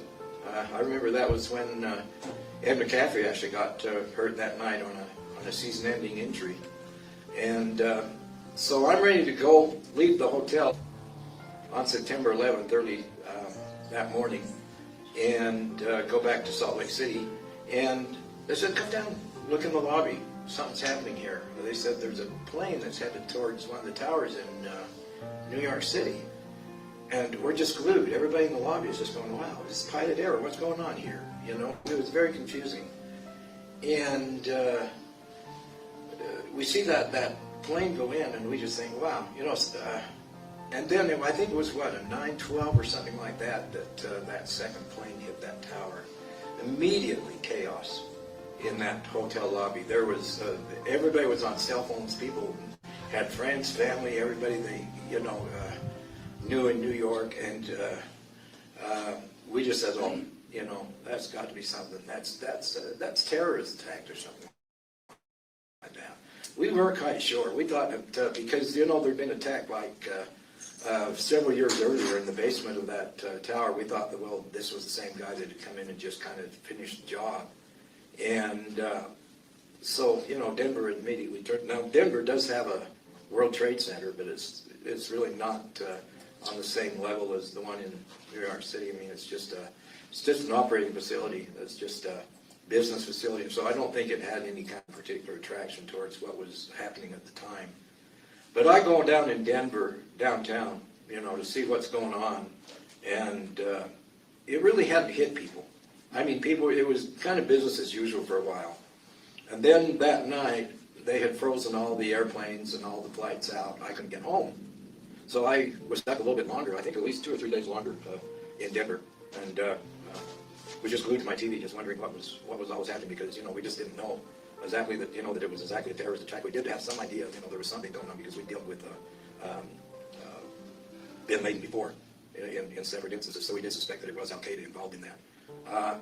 I've since been to Ground Zero at least twice. The first time they were just barely cleaning up. I think I was there two years later up in New York City. I went up there for the we actually had the National Republican Convention up in New York, and I went up for the National Convention and got to see a little bit of Ground Zero. In fact, our headquarters was right across the street of the Marriott Hotel, and we could oversee what was going on there. We could see some of the workers and the things that were going on. Just very sad. Couldn't be very close to it, because they were still cleaning the place out, and it was still a recovery effort. And so what I did, and I left a little note on, you know, I drew an American flag. They had a wall around there where people could leave different messages or whatever they wanted, you know, about loved ones. And I drew an American flag and gave them, you know, said, "We're in God Bless America." And then I went back, I think, a few years later, and I noticed they had blackened over the entire memorial wall with paint. I felt very sad that they had taken everybody's sentiments and just basically just. But there was no way they could keep it anyway, because it was just a temporary wall, and they wanted to put that memorial up there. So, you know, basically that's my experience with what I went through with 9/11. I really didn't have anybody I knew that was up there. But the feeling of, you know, I changed America forever. You know, it's just unbelievable with the amount of patriotism we saw. You know, flags in every window. And, you know, I did for that short period of time. I just wish that it could just stay that way. Somebody said that they haven't seen that kind of unity in the country since Pearl Harbor in 1941, you know, when we were brought together and that kind of thing. And anyway, God bless America. It was a great, I can't say it's a great experience. It was an experience I'll always remember. And that's kind of my story as far as where I was. All right. So there you go. There's that. I don't really know what to make of that. I don't know if you guys caught anything of significance in there. Feel free to share with me in the chat if you did. But yeah, that's the thing. Let's roll with the chat. And I have another. I think I have another longer kind of video, but I think unfortunately, and kind of into the, I guess more on the kind of the heroization and kind of that's occurring in kind of a gross way that we'll get into, and I'll show you some of that at least. So. Someone's saying, Corn Pop saying the old guy has been banned from other political events before. Okay. Yeah, so it was, and then also someone saying, before, I think I missed it, that if he doesn't sue the shit out of every one of them, there you go, Shadows in the Cornfield. If he doesn't sue the hell out of everybody, he's definitely in on it. Funny enough, even if he does sue the hell out of everybody, he might very well be in on it.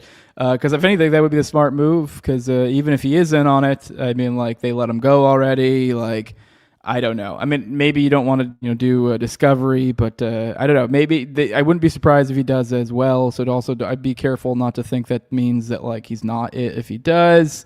But we'll see. Wild. He also was one of these people. I don't know. It may mean nothing. I don't know. It could mean nothing. Maybe he's just some crazy guy who likes attention or something and gets involved in these events. Although maybe if we see some of these other events and maybe correspond them to other political happenings, it may paint a picture, perhaps. Who knows if he's perhaps I don't know, freelances these sorts of crazy behaviors, if that makes sense. Good morning, Sloppy Toppy. Haven't seen you in a while. So let's see who else is in there. JP, so there's a guy who broke down the shot most likely hit Charlie's steel vest and reflected upward into his neck. I've heard that too.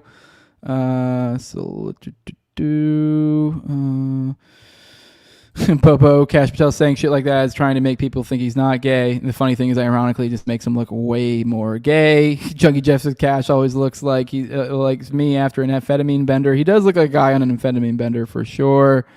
Why is a street pooper talking about a Valhalla? Says Demon Hunter Bear. Old guy has been banned from Mike Lee events. Well, that corresponds to kind of what I'm implying. Not that I think Mike Lee is like an anti-Israel warrior, but he is someone a little bit more liberty-oriented who would be almost... It would make sense to have an agitator for certain things and maybe his events to keep him on the straight and narrow. Perhaps. I don't know. I'm talking out my ass a little bit. But so, yeah, it's just because I know Lee is kind of one of those semi-libertarian, or not libertarian, but liberty-type guys. But yeah, he always does cave on the Israel stuff. He's specifically pretty bad on that one. Lance Ripper says just read a great book called Tripped by Norman Ohler. He tracks the origin and history of LSD from Switzerland to the Nazis to the CIA. Interesting. So let me see what else we got. Let me see. Aggressively agreeing says, pretty sure I've seen that first decoy in Auschwitz before. So let me see what else. Anything else interesting? He's not a random crazy guy. He's a known crazy guy, says Corn Pop. Yeah, no, you're correct. You're correct. But is it just crazy? Perhaps he is. Perhaps he's just crazy. It just seems what a weird timing coincidence here. George Zinn is Jewish and a Mossad agent, says Mark Newcomb. So take it here, reported by Mark Newcomb. So I mean, I'm open to that idea, to be honest, but obviously we don't know. So here we go. Shaz the Cornfields. Ahmed Salam realized the FBI wanted the World Trade Center 93 plot to succeed. He wisely started recording his conversations with his FBI handler. Yeah, that's one of those ones I need to dig into a little bit. But yes, I know they look very dirty when you dig into the 93 plot, because they had an informant in there that was basically like getting the vibe like, what the fuck? So he was like, to CIA, started documenting everything. So this show has an awesome name. Thank you. So let me see. Let me see what else we got here. I was 16, says Marnimac. When they feel the energy that day, you could feel that nothing will be the same. Talking about 9/11. And I kind of feel a little bit that here, although I'm hoping maybe there are more people who do the September 12th, speaking truth type stuff. And I don't know. I mean, I don't know what that means in this situation. Does that mean like what I did that everyone got mad at me about? I don't know. Because yeah, I'm a little bit concerned, because the idea is that people get whipped up into a stupor.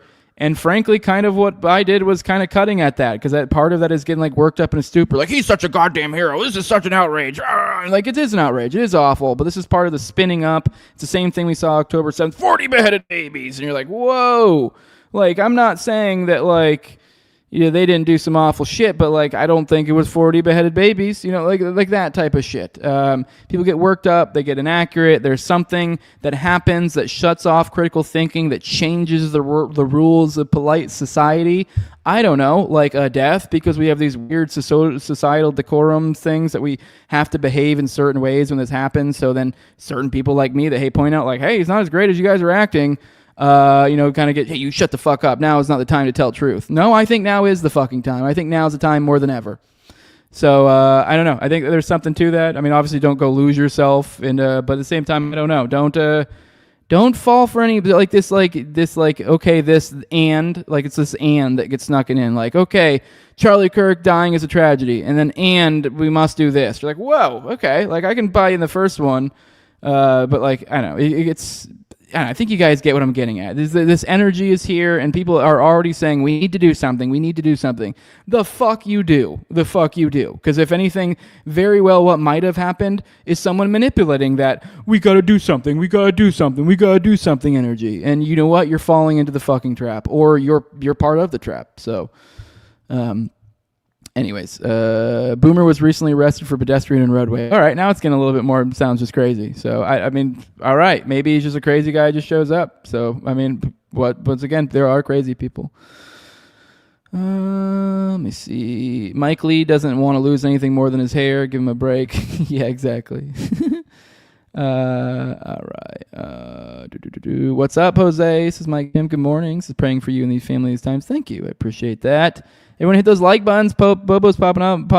Point out we almost got like 70 people in here and only got like 20-ish likes. So pump those numbers up, baby boy. Bobo says, Jose, are you going to do T-shirts again eventually, possibly? I'd be open to it. I'll be honest. Like, I mean, I guess I am hearing some people wanting them. I don't know. Maybe if I hear enough people, but frankly, merch just isn't really something you produce a whole lot of money for. I don't really want to go through the effort of making a store or doing that. So that's like when I Top Lobster, me and him, had our business relationship or whatever and friendship. It was kind of like, that's, hey, cool. Like, just for those who know, like he did when we started, and don't take this any way or shape or form. This is no way meaning to shit on Top in any way, shape or form. Like literally when he started doing it, I told him like, dude, you don't have to give me any money, nothing. Like, just sell the merch, because you don't make much money on it anyways. To me, the way I viewed it was just like, this is people want this whatever. So he did. And now to say that, I know some people might run like, oh, he didn't pay you. Oh, what a piece. No, I'm not saying that. He actually did pay me a couple times, just of his own volition. Me not saying anything, because if anything, I always insist otherwise. So just to be very clear, so before anyone runs with that or anything. But point being is like he kind of just handled all of that.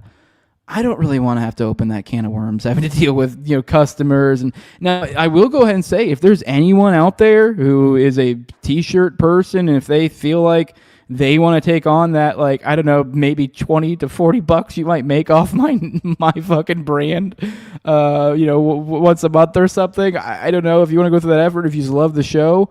I mean, hit me up. I'm open to like other people taking that on. Whatever. I mean, IP is fake and gay. I mean, I'll basically like, I'm not going to try to take any profits. I don't fucking care. So, I mean, if there's somebody who wants to do that, and if they want to like, especially if they want to like, hey, let me know. That way I can plug it or whatever. Let me know. But like, I don't know. It's just the juice isn't worth the squeeze, not unless the show gets like huge or something. But even then, I'll probably outsource it to somebody else. I don't want to be a t-shirt guy. I'm not a t-shirt guy. So that's just the breaks. So once things went sour with me and Top, well, there goes t-shirts. Unless he still has it. I haven't even bothered looking at Top Lob. So go look at him. If he still has them, if you want them, buy them. I mean, I'm not at all telling you not to. I mean, those shirts, show. I don't care if Top earns some money off of them. He made the designs, so if he is still selling them there, then go buy them. So yeah, I mean, I think he deserves it for making those designs personally. So yeah. Although I will say, I know when he was upset at me, he did get mad at me about having those designs or whatever.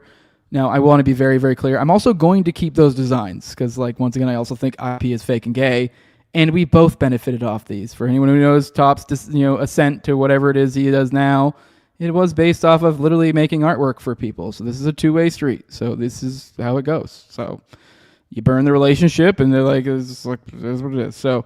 I'm going to keep using those, but at the same time, if he is still selling them, feel free to buy from him. I don't give a shit. So just to be very, very clear, I know, and before anyone tries to open any can of worms or anything there. But so far as t-shirts, yeah, I'm probably not doing it, but let me know.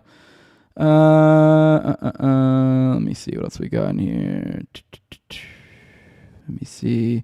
You can use a something and something conquer, divide and conquer thing for a shirt. Okay.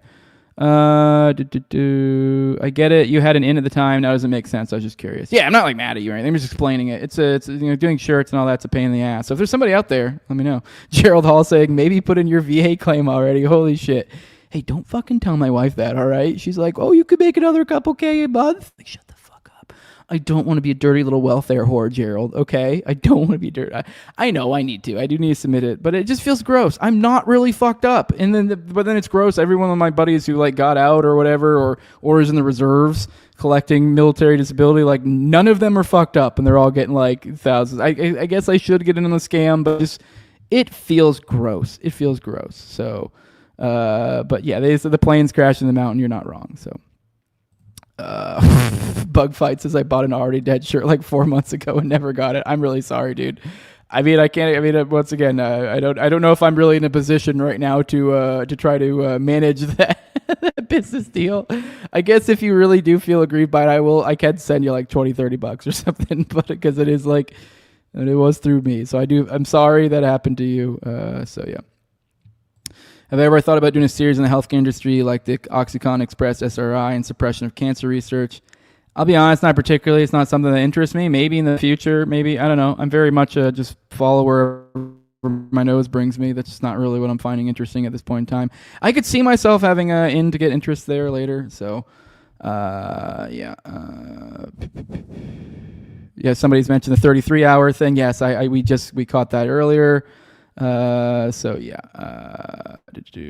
Tom says he's mad you kept the designs. That's retarded. That's like being kept. You're mad. Your ex kept the birthday present. Yeah. So the lisp is suspect. My lisp is suspect for sure. I should sell hard-on pills and steroids. It would be very on brand for me. So yeah, don't forget the VA isn't your friend. Says Mikey Shim. Take as much money. The only thing is gross is war. I do agree, but then it's also like part of it's like, well, I like took part of that machine, so it's like, why do I deserve any sort of money from people? All right, let's get back into this now. This feels gross to even play for me right now but I haven't watched this, but this is, to my point of earlier, the lionization and the angler taking it. Maybe I don't know if we'll watch all of this because I'm sure pretty fucking gross, but here's a 5-minute highlight reel that Fox News decided to make of Charlie Kirk's legacy of supporting Israel. Remember some of the rants I gave yesterday about legacies and such? Well, this is literally his legacy. So it's like, I'm sorry, like I'm against that. So let's go and play this. Charlie Kirk, of course, for all of us who know him, who knew him, remembered for so many things today. And one of them is his staunch support of Israel. He visited in 2018. I remember. That was the first time I met him. It was at the U.S. Embassy after it had moved to Jerusalem from Tel Aviv. That was one of then President Trump's first term decisions. And Charlie was there also the following year, supporting Israel's war against Hamas and against the anti-Semitism that followed. Watch. When we as Christians go to Israel, we are celebrated and treated like the most amazing you could ever imagine. Okay, Israel changed my life. By the way, there was on that I have to point out, there was a guy, some black dude recently that it went pretty viral. He gave some speech, and I think he was talking to Netanyahu.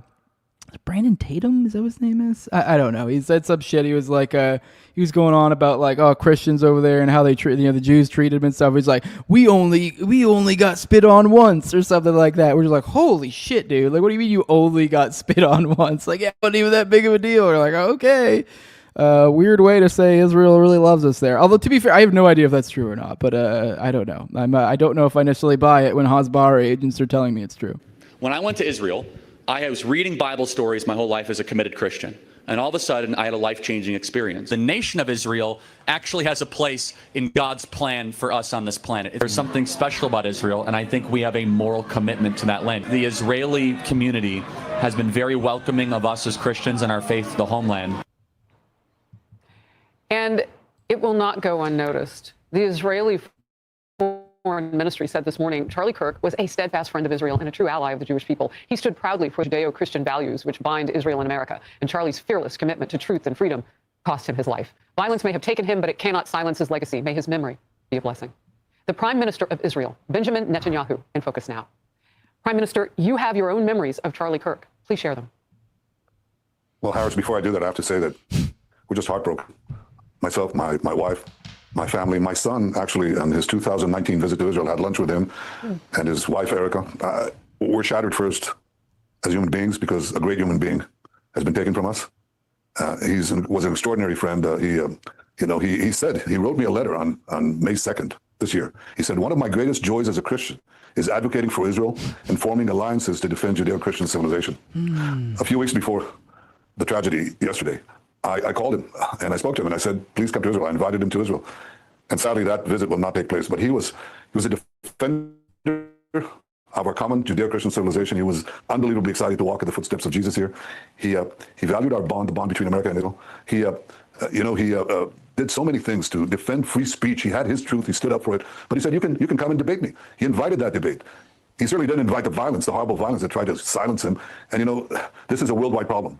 The people on the extremes, the Islamists, the radical Islamists, and their union with the ultra-progressives, they often speak about human rights. They speak about free speech, but they use violence to try to take down their enemies, whether it's President Trump, who's been almost assassinated twice, or, they tried to kill me here too, but they got Charlie Kirk, and it's just heartbreaking.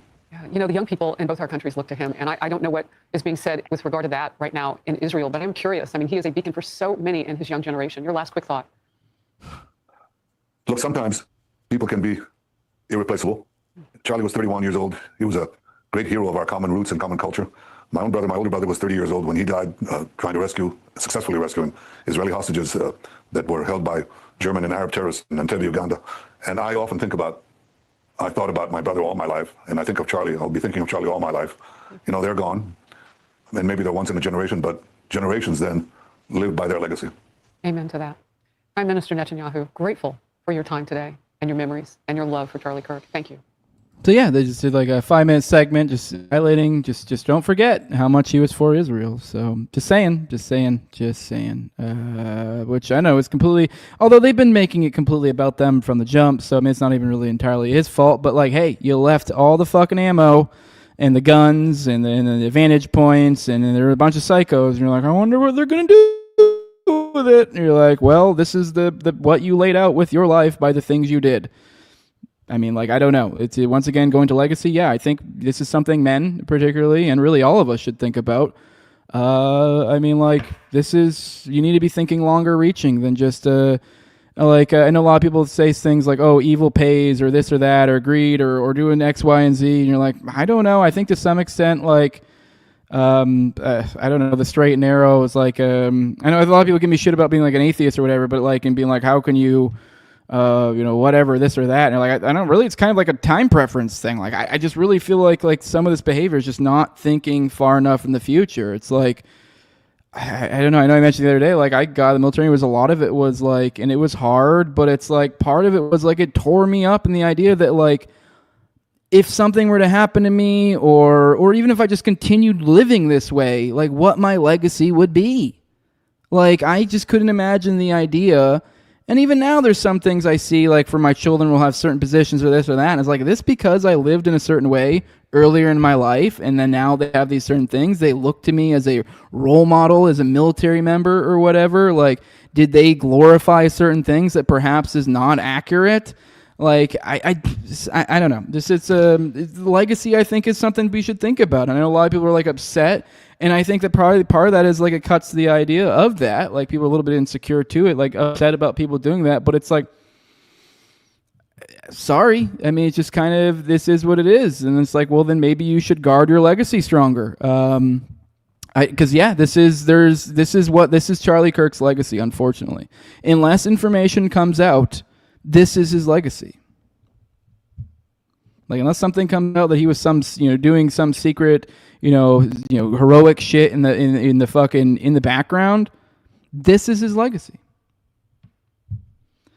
I don't know. I mean, I get it. Like, people are like, but it's like, just, I don't know. I think people need to keep that in mind. Like, the things you do in life, everyone points out, he had a wife, he had children. Exactly. Yeah, I know, it's awful. Exactly. It's awful. Like, I know that's exactly the reason I was kind of driving at, where like, I have a wife, I have kids. This is why it matters, the things I do. This is why it matters what I do for, like, that they, like, when they see that, like, oh, dad is, he works on planes that refuel other planes that will drop bombs on people. Like, these are things, my children take cues from this. And then my children's children take cues from this.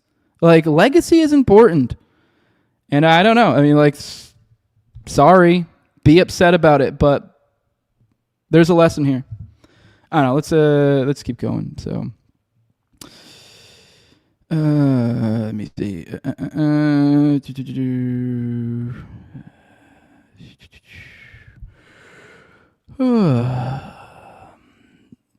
Seeing what else you guys got to say in the chat, and then we'll move on. I got some more little stuff to catch up on all this. So someone's just got here, so they don't understand this guy. I don't know if you're talking about me. Yeah, I am hard to understand. Sorry you showed up at an odd time, maybe Thompson, but glad to have you here, I guess. Let's go ahead and get into some more stuff. This is kind of more catching up on other stuff going on. I've alluded to this a few times, so I'll just go ahead and show you. Let me make sure I got it up correctly. I do. Here's a video a lot of people have been referring to, even in the chat day. Here is, and this is from Fox, as authorities share a new video of person. You can see in the bottom, but you can see the guy on the top there. As he does, he's going to climb off the edge. And then drop down to the ground. There was some sort of bag of some sort or something in his hand, which I did say, I did notice people in the chat saying, I guess, maybe I'm wrong on the Mauser. I guess you can thread off the barrel. Okay, I didn't know that. I know a lot of those like old style hunting rifles, not all of them have like removable barrels. I didn't even think of that. So I didn't know Mausers do or don't. I guess there's, obviously they're saying there's different eras where they produce them different ways. So I guess that's a possibility. So maybe there is a bit of a way to break it down.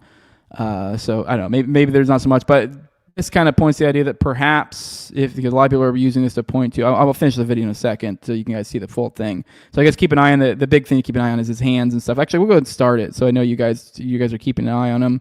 So you can see, we can actually see in this frame right here what looks like a bag of some sort. But anyways, let's go ahead and play this. But keep an eye on his hands or stuff, because a lot of the point of this would be like, hey, there's no gun type thing. Edge, and then drop down to the ground. As he did that, he left some palm impressions. Well, that kind of looks like some sort of, almost the thing he had in his hand looked like it could have been some sort of garment or something. Let's keep going. Some places we're looking to collect DNA. Oh, there's something in his hand. I don't know. Actually, the more I'm looking at it, I know a lot of people said I actually think that does point to that there is a gun. That looks like he's got some sort of, let's go more. There's a thing you can see right here. Some sort of long something or other. And it does look like there's like a garment or something, but now that I think about it, if you did have it broken down, or even like perhaps there was a way to put like wrap a towel or something around it to obscure it from like public view, maybe. That's the only thing I can think. Let's keep going. The suspect He's holding something down. Tennis shoes. Again, we'll replay that again so you get another view of that. It's important to note his black t-shirt, his black pants, and there appears to be some white on the soles of those Converse. All right. All right. Let's see what you guys got to say about that. See if there's anything in there. Jose needs to set up an entropy account for super chats. Perhaps I do. I need to get my money together. I don't grift hard enough. That is true. Bug Fights, I agree that this is legacy, but I don't think Shill is fair. He's ideologically captured like most conservatives. He was wrong, but not evil. I have to disagree. I think some of the things he stumped for, particularly at the end, I think it's pretty clear that he knew better. I mean, particularly some of the shit about the starvation. It's like, come on, that's ridiculous. And then, honestly, the one that I really think was very overtly, like, clearly he got the talk was the signature thing. Because, I mean, all that took is 2 seconds of research. Just look into it a little bit. Just like even just think, have a modicum of intelligence. So I'm not buying that he didn't get some sort of call. He didn't some sort of like he was scrambling to go, oh no, to get Trump out of this situation. Whereas initially, but like when there was that initial kind of bucking back, he actually was one of the people that did kind of hold the line somewhat.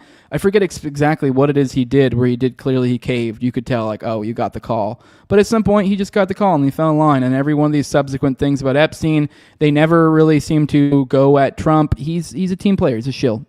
I'm sorry. It's evil. It is what it is. So, I mean, we can say that he was definitively, in my opinion, he was he was a propagandist for evil. Like someone in the chat from the other day said, if there were Nuremberg trials, there's a good chance that he may have to, come to account for some things. I wouldn't be surprised, especially once you get to discovery and things like that. Would not be surprised in the slightest. So, yeah. And I get it. We can sympathize, and kind of like the example I use of me in the military and all that. I also think I was involved in evil and stuff like that. And that's part of why I was like, I need to correct my legacy. But now does that mean like I guess it gets a little bit dicey. I guess, to be fair, I'm not saying overall Charlie Kirk in all ways is evil. But so far as a lot of ways of his legacy, obviously no. People are complicated. I guess to wholly call him evil through and through is wrong. But at least particularly in those things, I think he knew what he was doing. I think he knew he was wrong. Now maybe there was things going on in the background to where he was trying to rectify that in some way, shape, or form. And if that comes out, I'll have different things to say. But yeah, I mean, I don't know. At the very least, he was perpetuating evil. I mean, I know that that's the thing about evil is it perverts. It takes good men and destroys them. So there's something there. So I don't know. I mean, I do think that I know there is a point. A lot of people saying how he's a good man, this, that, and this. I think he is a good man. I think you could there are occasions where we've seen people push him on certain things. You can almost see in his eyes like a little crisis of conscience. But he, unfortunately, for all those who want to make him a hero, when he was on the wrong side of that equation. So I mean, maybe time would have told and he would have came out the hero, but that's not how the dice fell. So, Bubba's saying you have to break the lock with the receiver and the barrel and threaded, and then have to ream and thread a barrel blank, the new caliber you want for it. So yeah. Fox's expert questioned the guy jumping off the roof like he was supposed to come back down the stairs into that panicked crowd. Okay. All right. Admit you did gay stuff in the military. It's the North Side. Yeah, joining the military is gay. I agree. Yeah, Polio says no redemption arc now. That's my point. It's like it sucks. That's what death is. It's the end. Like, that's your story's over. What you have done is what people will tell. Sorry. I mean, I don't know. You can be mad at me, but I'm trying to make an accurate representation of what happened. So, sorry. Kirk's call was to begin the turn on Israel. Didn't know he'd be the martyr, is what Shayuan said. So, yeah. Yeah, you would never have heard Huckabee or Gingrich say what Charlie Kirk said about Israel and secular Jews. I will agree. There were some things that came out recently that were like, oh, shit, maybe he was, but I don't know. So, all right, let's go ahead and get into what else we got. This is a little bit of a side thing, but I thought it was particularly interesting. I thought it was funny. Here's Sean McCarthy. He said, Trump stroked out last week, and one of the Groyper White House interns stole the auto pen and signed an order for Charlie Kirk's assassination. But I don't know. I mean, here's another thing. We've been concerned perhaps about his health. Meanwhile, all this craziness is going on. We have a rather dopey-looking Trump. I've only watched a little bit of this so far. I mean, he does look a little dopey, but to be fair, I look dopey sometimes. By the way, the audio cut out. Of course, StreamYard. I went too long of a period of time without StreamYard glitching out. Give me a second. Let me fix it real quick. I knew it. I mean, we went almost 2 hours with no StreamYard glitches. That's unheard of. Give me a second. Let me bring that back up. All right. I mean, not that I don't think the audio even matters here, but let's go ahead and play it again. Hilda E. Taylor.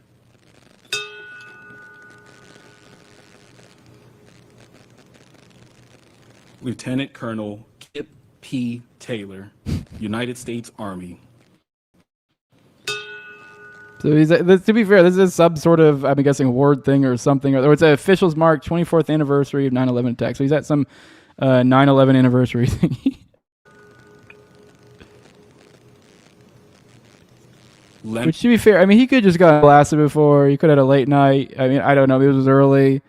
I mean, I've looked pretty, fucked up in public like this before. So let's keep going. E. Taylor.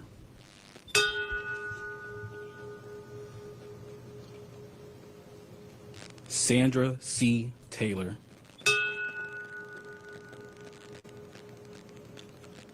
Sandra D. Teague. Hilda E. Taylor. Okay, restart there. But he looks dopey. And now I will say, opposite that, though, I did actually see something that where he was at I believe, a Yankees game. He was looking quite lively. But I don't know. I just think it's worth, I don't know, maybe keep an eye on him. I am a little bit concerned. I have seen things in the past month or so. And then with everything going on, I'm like, what's going on with him? Not that I think he's some savior and they're trying to, but you never know. You never know if they got a... I don't know, just with especially with all the things going on, and we got Vance just chilling in the wings. You're like, what the fuck is going on here? All right, let's get into this. Here's someone found. This is Jane Doe, someone I followed yesterday. She's been doing a pretty good job, posting updates on this story. Here she is pointing out the fault of the ring thing. I know we covered this yesterday. A lot of people pointed to this as like, oh no, are we seeing constructed reality? Which I'm open to the idea, but then the idea that it's supposed to be at an event with thousands of people at a major college, it's like, I don't know. That's a bit of, I mean, I'm all about the CIA doing some magic and shit, but that seems to be a bit of a stretch. Now, one thing people were pointing to was the ring thing, and here is the ring. I guess at one point looked like to be on his ring finger, and then it went to his pinky. The swapping of frame. Well, this kind of seems to explain why. Go and look at this video. You can see him playing with this thing. It kind of opens up. It's a clasp type ring. And then you can tell he's fidgeting with it. Which if anyone is watching any Charlie Kirk stuff, he is a fidgeter. I mean, I don't know. Honestly, I'll be honest. I've thought for a while this dude's probably gacked on Adderall or some shit. But you look at, he does usually have something to mess with in his hand. So that's explains the weird visual thing that happened there. Look like one or the other. Also, we have on the on the publishing of the book that we talked about yesterday, the Amazon book. Apparently, we found someone did the community notes on Twitter, so that was able to give us some information here. It says Amazon Kindle's direct publishing allows an individual to input a publication date is different than a submitted date, which is automatically included in metadata. So I guess they input it. Which, if that's cool, I mean, if that's the case, then then maybe this person was just a genius, and they're like, we're gonna backdate this to drive these fucking people nuts. Which, I mean, that points more. I mean, that could point to a number of things. That could just be a opportunist who, I know, just a smart, has a grasp on the situation. Is like, this will make it sell like gangbusters. Or there's always the chance that, like, hey, this could be some sort of part of the distraction stuff. We have so many layers of possible distractions going on here. It's kind of hard to assume we know what the fuck is going on at all. What else we got? We got, and in here on this, here's we covered this yesterday, but I want to do a little bit of a kind of digging back into this, because now I did point to perhaps there are people who are theorizing perhaps he wasn't on the roof, and that was actually some sort of other distraction. I know we played that video of him jumping off the roof, and a lot of people point out, it doesn't look like he had anything in his hand. How could he break down a rifle? I know, I guess, after talking to you chat, particularly Bobo and some of you other guys, yeah, I think like perhaps actually he could have broken it down. Maybe he had it in some sort of something. It looked like some sort of garment. Maybe he wrapped it around something. Because it did look like he had some sort of long-ish thing that was obscured by some sort of sack or something with him. So I think perhaps that actually doesn't. And a lot of people point to he doesn't have the gun. I think actually maybe he did. But either way, that opens up at least credibility to like, hey, keep in mind, especially with all the distractions going on, we had at least one. Like, let's be real, that one Zin guy or whatever. That was, I don't know how we don't look at that as some sort of distraction. I mean, I don't know. I guess could just be a crazy guy. But then there was another guy they released shortly after. So I know it seems there's a strong possibility we're dealing with numerous distractions going on. So it's not outside the realm of possibilities that an extremely obvious head poking out on top of a building that happens to get caught ahead of time by somebody. I don't know. Maybe that could have been a red herring. It's hard to tell. But either way, let's look at this one of these guys making hand movements, because like I said earlier in the beginning of the show, that like with some more information that gives a little bit more of a opening for believability for certain things. For example, like that video I showed that kind of opens up the people start digging into more, like perhaps that was a distraction as well. And this makes it so this is a little bit less laughable of a concept. The idea of this guy right here, that's you can see him about to be signaling what many think is signaling. It could just be the white guy right here. We've seen the guy in the white shirt. He's gonna fidget with his hat in his ear, which those could just be itchy ear. Hat you want to adjust. People do fidgeting. You probably see me fidget a bunch. It's not outside the realm of possibilities, but those are also pretty well known signals for like baseball and stuff too. Now this guy right here, that right there, that's the one that gets a lot of people. He does this like kind of rolling of his arms thing. He does a roll and then pat his arm thing, which some people are saying that's some sort of, I don't know. I mean, to give that some sort of, this guy does look kind of buffish, like he works out. I can tell you, especially the more I'm working out, the more weird movements I do. I'll be outside standing, I'll just be like moving all weird because it's like I'm working out damn near every day. My muscles are all sore. I'm moving different ways to stretch it out. I might even unthinkingly just be like doing some weird shit like that. So like, I don't know, maybe it's just something like that. I mean, it does look like, kind of like stretching. I don't know. I could pass it off of that. I do get weird, this muscle, my forearm, like just all over the place. So just weird, things tight. I just gotta move, crack, crack, crack, crack. Like, it could be one of those. I don't know.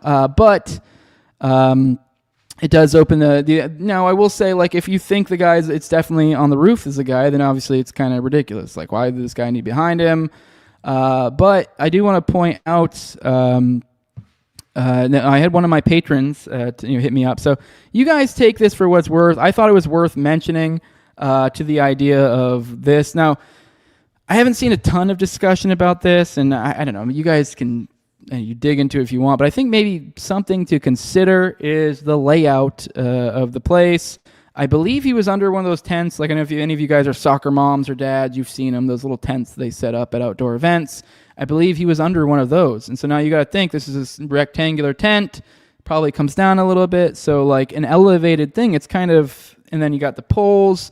So you got to think these things together. Now, so here's I won't say his name, but I think he's got smaller Twitter accounts, so it wouldn't matter anyways. He didn't give me his personal name, but he said he wanted to share something as a Patreon subscriber. So take this with the to the extent that you take any sort of information that comes from somebody who gives me money. But I appreciate this, and I thought it was interesting. I wanted to at least share, at least open this concept. I don't even know if this corroborates with what the case is, but it is something to think about. I said, with a rectangular tent, there are 3 vantage points. The front vantage point is the only one that provides access to any position under the tent. You would assume that Kirk, being the star of the show, would set up in the center. Kirk being on the right and the sniper being on the right is a low probability match. Because Kirk is like 6'5", there's no way you could see his head or possibly torso if he chooses the left side or possibly the middle. So the sniper has to either have advanced knowledge of his position or be dumb. Or perhaps that's the only safe perch he had access to and was willing to let Kirk go if he didn't get his shot. If you give it a 50% chance that Kirk chooses the center, it's a 12.5% chance they end up both on the right side. If you give it a 75% chance he chooses the center, it's a 1.5 chance they both choose the right. Love your stuff. Hope you're doing well. Now, obviously, this comes down to I think it's more about the angle, where they will do it, what are the likelihoods. Now, this obviously assumes that this guy thinks through everything, all that, thinks through when he's picking his vantage point, these sorts of things or something. I guess it implies perhaps he's lucky, but what I think it would maybe even imply is it gives a little bit more strength to the possibility that we may be looking at actually a shooter in a different area. So I don't know. I think it's something to keep in mind. I know it sounds like we're in crazy schizo territory, but buy nothing. Don't agree to any. Don't take anything for granted, because this is what they do. The feds, they love their fucking magic. They love that shit. So, all right, let's roll the chat, and I think we're going to move on to an Epstein, a short little Epstein thing, and then we'll get out of here. So, I've gone too long already. So let me see. Good morning, Bacta Chase. First time I'm seeing you in here today. So let me see. The time traveling book theory, says Elliot James. Well, I guess what they're saying is that you're just able to manually input your date and no one's correcting it, I guess, supposedly. So I don't know. Maybe that's true. Maybe not. Let me see what else we got in here. All right, everyone's bouncing. I think everyone's getting ready. Just realize it's 2 hours. I know I'm leaving soon. All right, I do have a couple things to let you guys know about what's going on. For example, with Thomas Massey, we have the Epstein files. Will continue to expose rich and powerful men like the British ambassador of the U.S. who was fired this morning. Why is the DOJ redacting these names? So this was yesterday on September 11th. This kind of snuck under the radar. It said, breaking news, Peter Mandelson, the British ambassador to Washington, was fired after emails revealed his close ties to Jeffrey Epstein. So we have ambassadors, from the United States are again busted, showing their ties. I mean, we've talked about this on the show. Other cabinet members with dubious ties as well. So yeah, no, it's a New York Times one, so it's probably paywalled. I'll check to see if it is. I always forget to check these. Well, actually, it's not paywall. So this is never mind. I was wrong. They did paywall it. Sometimes they do, sometimes they don't. Not that we need to dig into that too much. Maybe we can come back to that one later. That's my fault for not noticing it was a New York Times source because they're paywall. But yeah, Peter Mandelson, that we have got a British ambassador fired in our cabinet. The ambassador to Britain. So just to be very clear, this is our. No, this is backwards. I'm retarded. The British ambassador to. Wait, I'm retarded. Who is Peter Mandelson? Is he British or is he fucking? I'm struggling to be like, did I read that right? Let's type that up. I'm sure maybe that's just clunky wording. I'm retarded. I just want to be very clear. I'm telling you guys the right thing here. Let me see. Who go down his history as a man who loved Jeffrey Epstein. Let me see. Well, actually, no. I think he was the ambassador to us. I think so. I was thinking it was the other way around. Because they're talking about being the member of the House of Lords and how he should be expelled. Okay, so he's a British politician, but he is essentially our connection to Britain, the ambassador. So, okay, to be very clear, that I thought it was the other way around. I do have another little, these are mostly just, these two things are mostly just reminding you, hey, don't forget, these guys are, Trump's probably a pedophile. We're living in a pedopocracy. But this is a thing I made a mention of earlier, when we were covering the birthday book, because one of the things in there seemed to heavily imply in codes possibly some sort of gay shit going on or something. And I just vaguely recall this bookmark, and I couldn't find it at the time, and I found it here. I don't know where this is an excerpt from particularly, but this is an article from just some random, anon online. And it's talking about John Lennon and his interactions with Epstein, I guess. It says, Lennon delighted in mocking Epstein for his homosexuality and for the fact that he was Jewish. When Epstein invited suggestions for the title of his autobiography, Lennon offered Queer Jew. On learning of the eventual title, A Cellar Full of Noise, he parodied, more like a cellar full of boys. He demanded of a visitor to Epstein's flat, have you come to blackmail him? If not, you're the only bugger in London who hasn't. During the recording of Baby, You're a Rich Man, he sang altered choruses of Baby, You're a Rich Fag Jew.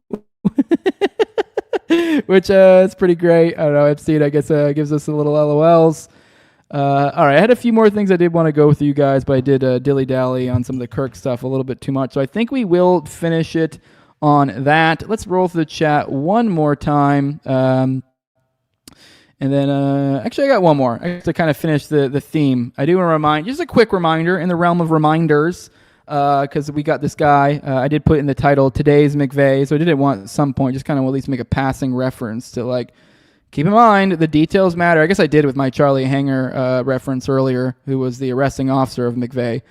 But either way, I just kind of want to very much impress that, like, these are very much seem very similar in a certain way. Obviously, McVeigh got a much larger death toll, but these are both very prominent, deep events, and with a living person being investigated for the situation. So, I mean, the Patsy thing comes into play. So, I don't know. I think one thing to keep in mind is these sort of things in the past. Here's a post from why am I struggling so much? Boatsman Booty. He quote tweeted a tweet from this guy named John Gans where he says the 80s and 90s saw a spate of far right terror that culminated in the deadliest attack on American soil before 9/11. Sharing a photo of the Murrah Federal Building after it exploded. And then we have Boltzmann Booty reminding us things that, any of us has been watching my show for a long time remembers, but it's good to remind you.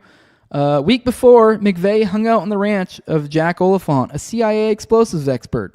The day before, McVeigh chatted on the phone with Dave Holloway, a CIA pilot.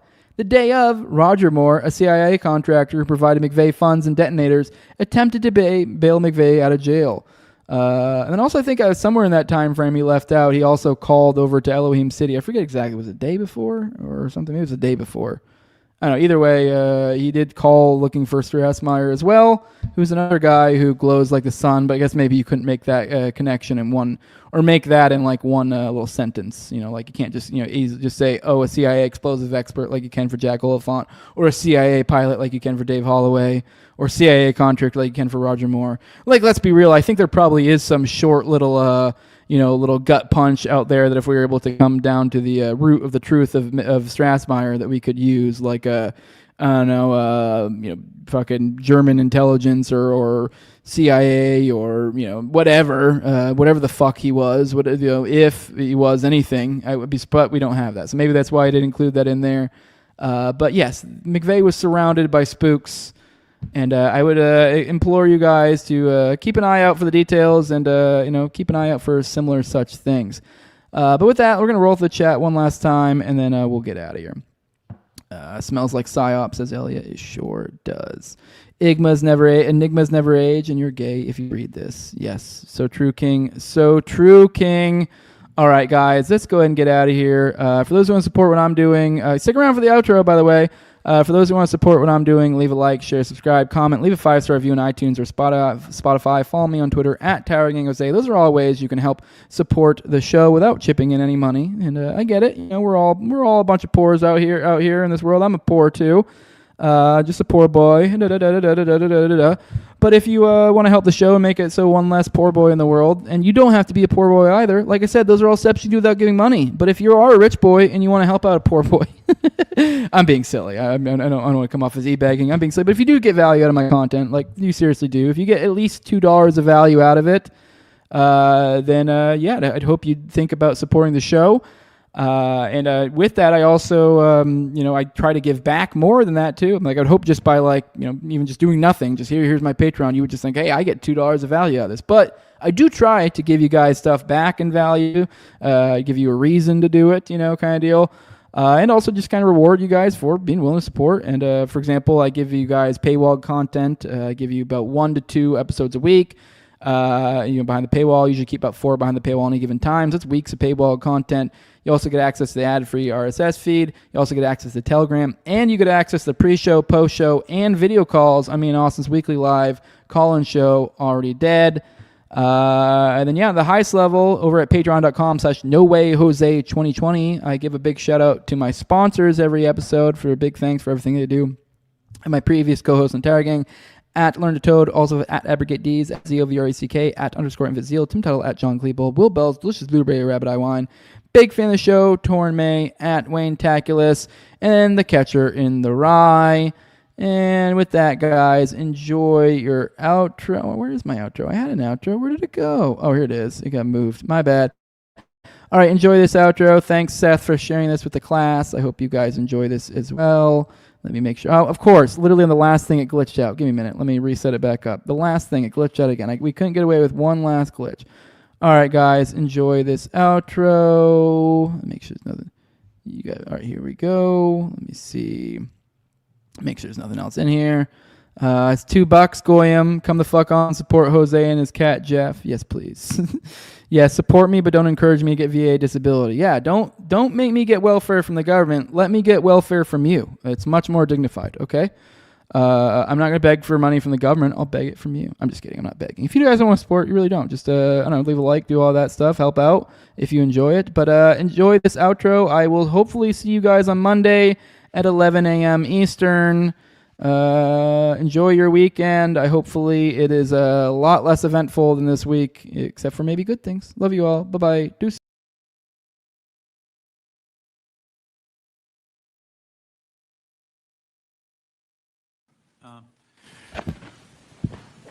Well, I just wanted to apologize for every single fucking version of Windows that sucked, which is basically all of them. Also, sorry for creating viruses just so I could profit from selling you the antivirus software. And on that note, sorry for spreading real viruses by profiting from vaccines and shit. Also, sorry for sterilizing so many of you. There's just too many of us, and some of you are not nice. That's why I'm trying to block out the sun. Anyway, I just came here to ask for a pardon from all the Epstein shit. Thank you.